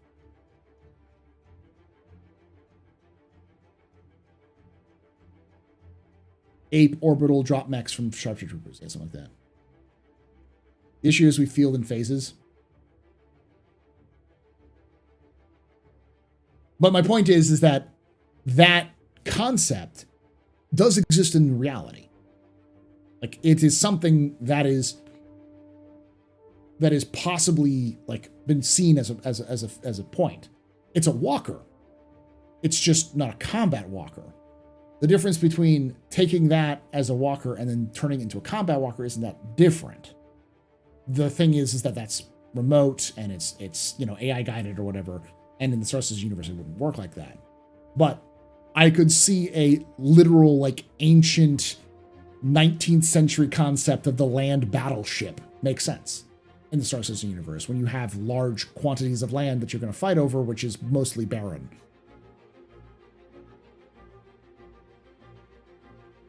The Army scrapped that expensive robot mule. They use actual mules now. I know. It was a lot cheaper to just use mules than to use the robot mules.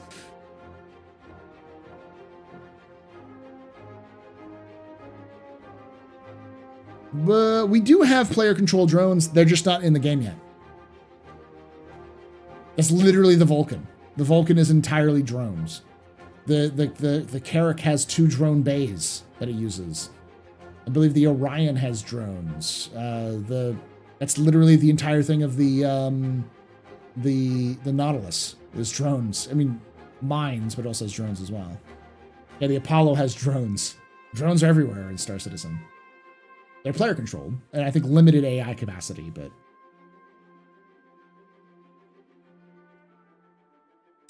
drones are repair, rearm, and refuel drones. There's also exploration drones. There's mining drones, like the Cygnus mining drones. There's also just salvage. I believe there's salvage drones. I think maybe I already said exploration drones, but exploration drones as well. Sentry drones. What about submarines and bases underwater? They've talked about submarines. There are boats that are being worked on for Squadron, but there's no, they're not working on that right now. They've talked about that in the past, though. Spice drones.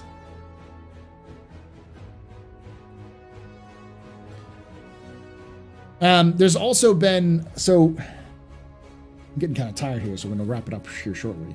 But there's a phenomena in Star Citizen that's unique to Star Citizen, and that lore is one of the beginning and one of the end stages of any gameplay mechanic or object. So CIG has been writing the lore for so long that there is an entire established concept of what should and shouldn't exist in the universe. So when, say, the gameplay design team comes up with an idea, they come up with an idea, they go talk to the lore team, and the lore team goes, that sounds like Anvil, or yeah, that could work if you did this. And they kind of work together to kind of piece out how it would fit in the universe. And then once that goes out, they once they get past that stage, the team continues to build whatever they're building, and then at the end, the lore team will come back in and then fluff out, like expand out that concept into much more deeper and kind of connected to the universe. And as a result, when that first initial phase gets done, the team often goes through and makes their own additions to the lore to kind of as kind of like a concept to scrape that out. You see it a couple times in when they start talking about something. You'll see it inserted into a lore piece. And recently, there was a lore piece that mentioned the Army using Army using drones based off of birds, based off the design of birds. And that made me go, what? Because it was a random addition to the a conversation about AI. It's a really weird reference that's never been referenced anywhere else. And it could just be them trying to add a little bit of flavor to the universe, but CIG is very careful about what they do. The writing team wants to be as vague as possible so that when they're being vague, the team can go in and add stuff later. If they're that fucking specific, it means they've built it. Or it's in the process of being built. And if the Army's using drones, I can only imagine it's man-portable drones. And we know that they're doing a lot of different things like drone, combat equipment, like deployable shields and different things to kind of make utility slot a little bit different. Like you could have a backpack, or you could have a EVA pack, or a salvage pack, that kind of things. So the fact that that's specific tells me they've made they're making probably a deployable drone for theaters of war. It's like a scout drone. It looks kind of like a bird. Have a good night, Chief. I gotta get some sleep here shortly too. So we know that drones probably are also going to be a thing that players can use remotely. Do you think they'll ever combine point of interest like caves and underground facilities? Yeah, when they get a chance to, for sure. Apparently, beards are on the should not list. I think they're supposed to try to do it. And I had a surreal experience yesterday. I had to go to my wife's office and pick up a box of wine. Felt like I was going on a box mission, carrying the box down in the elevator. I've had those kind of situations too, yeah. Ornithopter, yeah. Next would be awesome with the ship component system, yeah. Hello, Astro. When do you think how do you think they will implement escape pods? I mean, escape pods should function now. There's no real purpose to them yet, because they're disconnected from the ship, because you have docking and undocking. I think they'll work similar to docking and undocking, but I don't think they'll be powered. What about a bar backpack? Good question. Hey, climbing gear would be nice for caves we get stuck in. That would be too as well, yeah. Sounds like some Tavarin tech because it's bird-like. Woo! You don't want to be podding people in Star Citizen.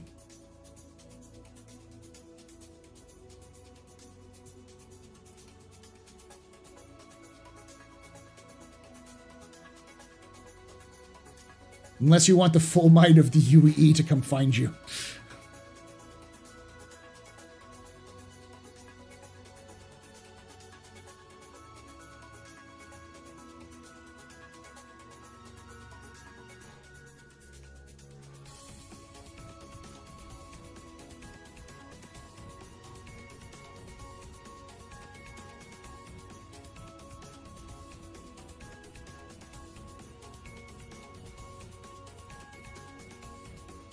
All right, so I'm going to mention this again because we have a lot more people here now. For those of you who are watching this on YouTube, I do have a new way you can support the pub financially if you like.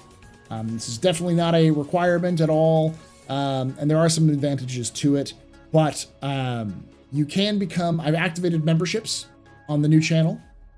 If you're watching this on YouTube after the fact, that's the channel. There are 4 levels of support: $4.99, $9.99, $24.99, and $9.99.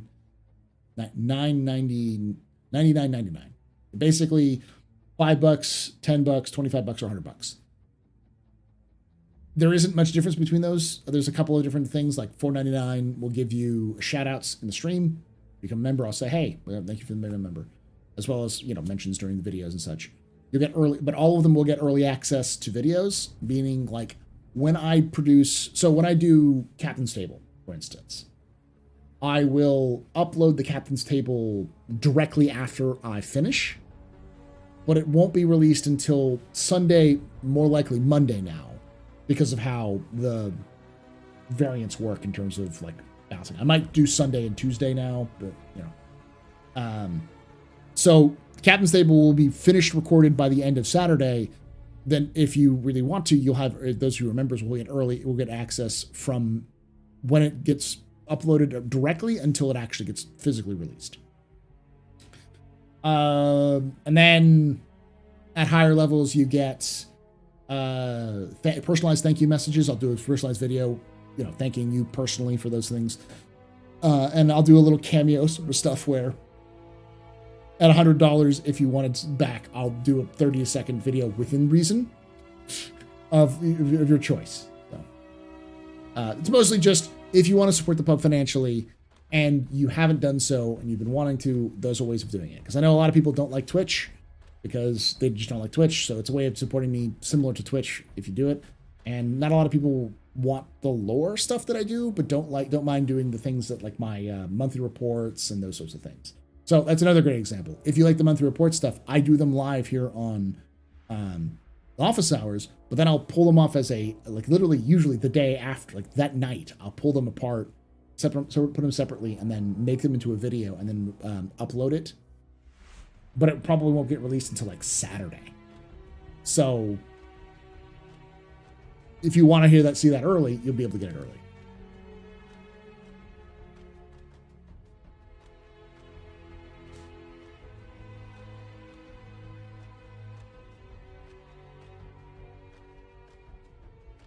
They are in game. Why can't we use them?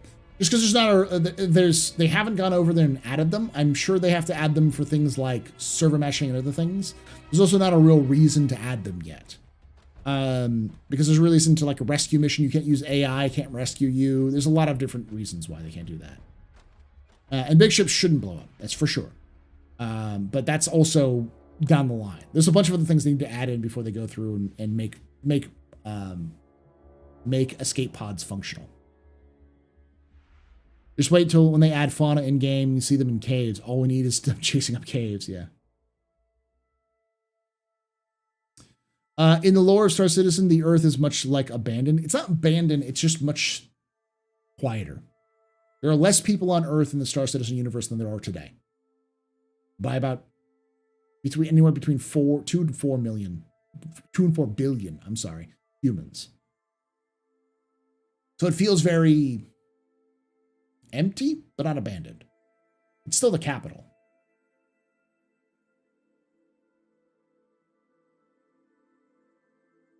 The damage model will change and won't blow up instantly, yeah.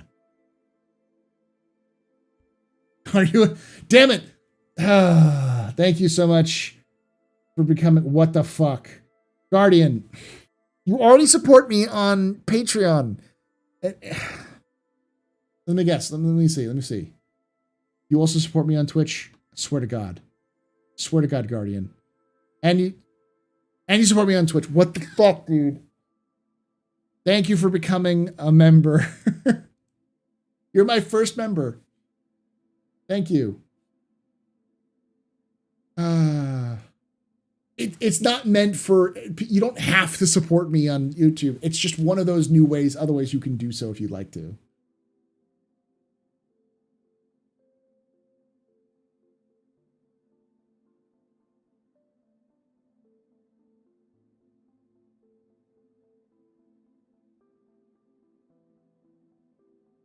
It's $9.99 a month is the Ultra VIP, yeah. Thank you, Unknown Guardian.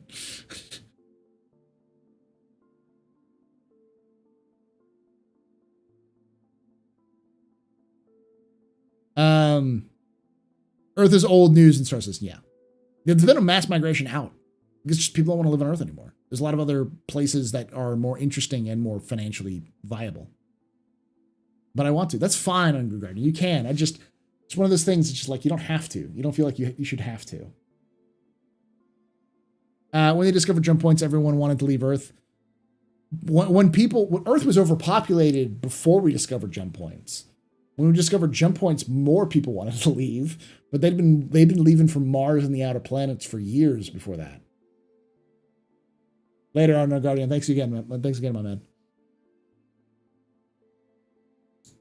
But yeah, the only reason why I talk about memberships is because I was hesitant to do it with the old channel, but with the new channel, it's I can see a reason for it. And the other advantage is that YouTube gives me 70% of memberships.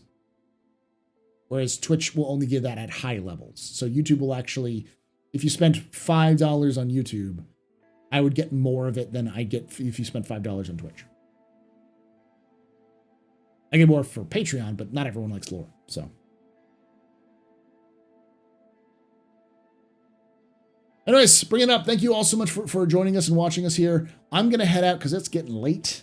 Thank you for watching. Remember to hit that like button on Twitch. Twitch's like button. On YouTube. Subscribe on YouTube. Subscribe TheAstroPubLive, youtube.com/TheAstroPubLive. And also my lore channel, youtube.com/TheAstroHistorian. Watch us live on Twitch, twitch.tv/TheAstroPub.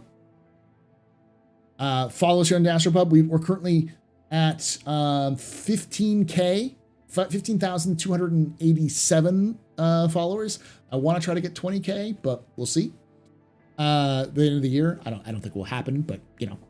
And the best part is if you're already doing that, you could enter to win a MISC Hull A game package with LTI, courtesy of CIG. Thank you, CIG. Which we're giving away all this month. All you have to be doing is following the channel on Twitch, subscribe to the AstroPubLive and the AstroPub on Twitch or YouTube. It's just called, but it's youtube.com/TheAstroPubLive, and subscribe to the Astro Historian. You do those three things, which are absolutely free.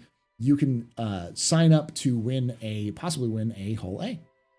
Exclamation point July in chat for those of you in YouTube or on Twitch. And on YouTube, I'm going to put this in the live stream channel for y'all.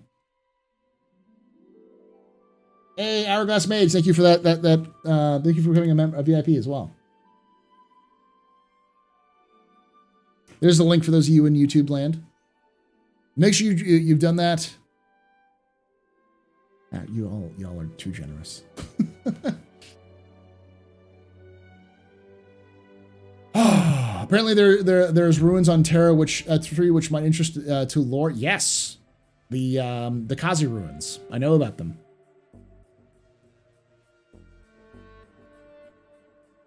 We'll see. All right, y'all. Thank y'all for watching. Like I say every time, hope to see you someday in the black. And remember, Ex Historia at Astro.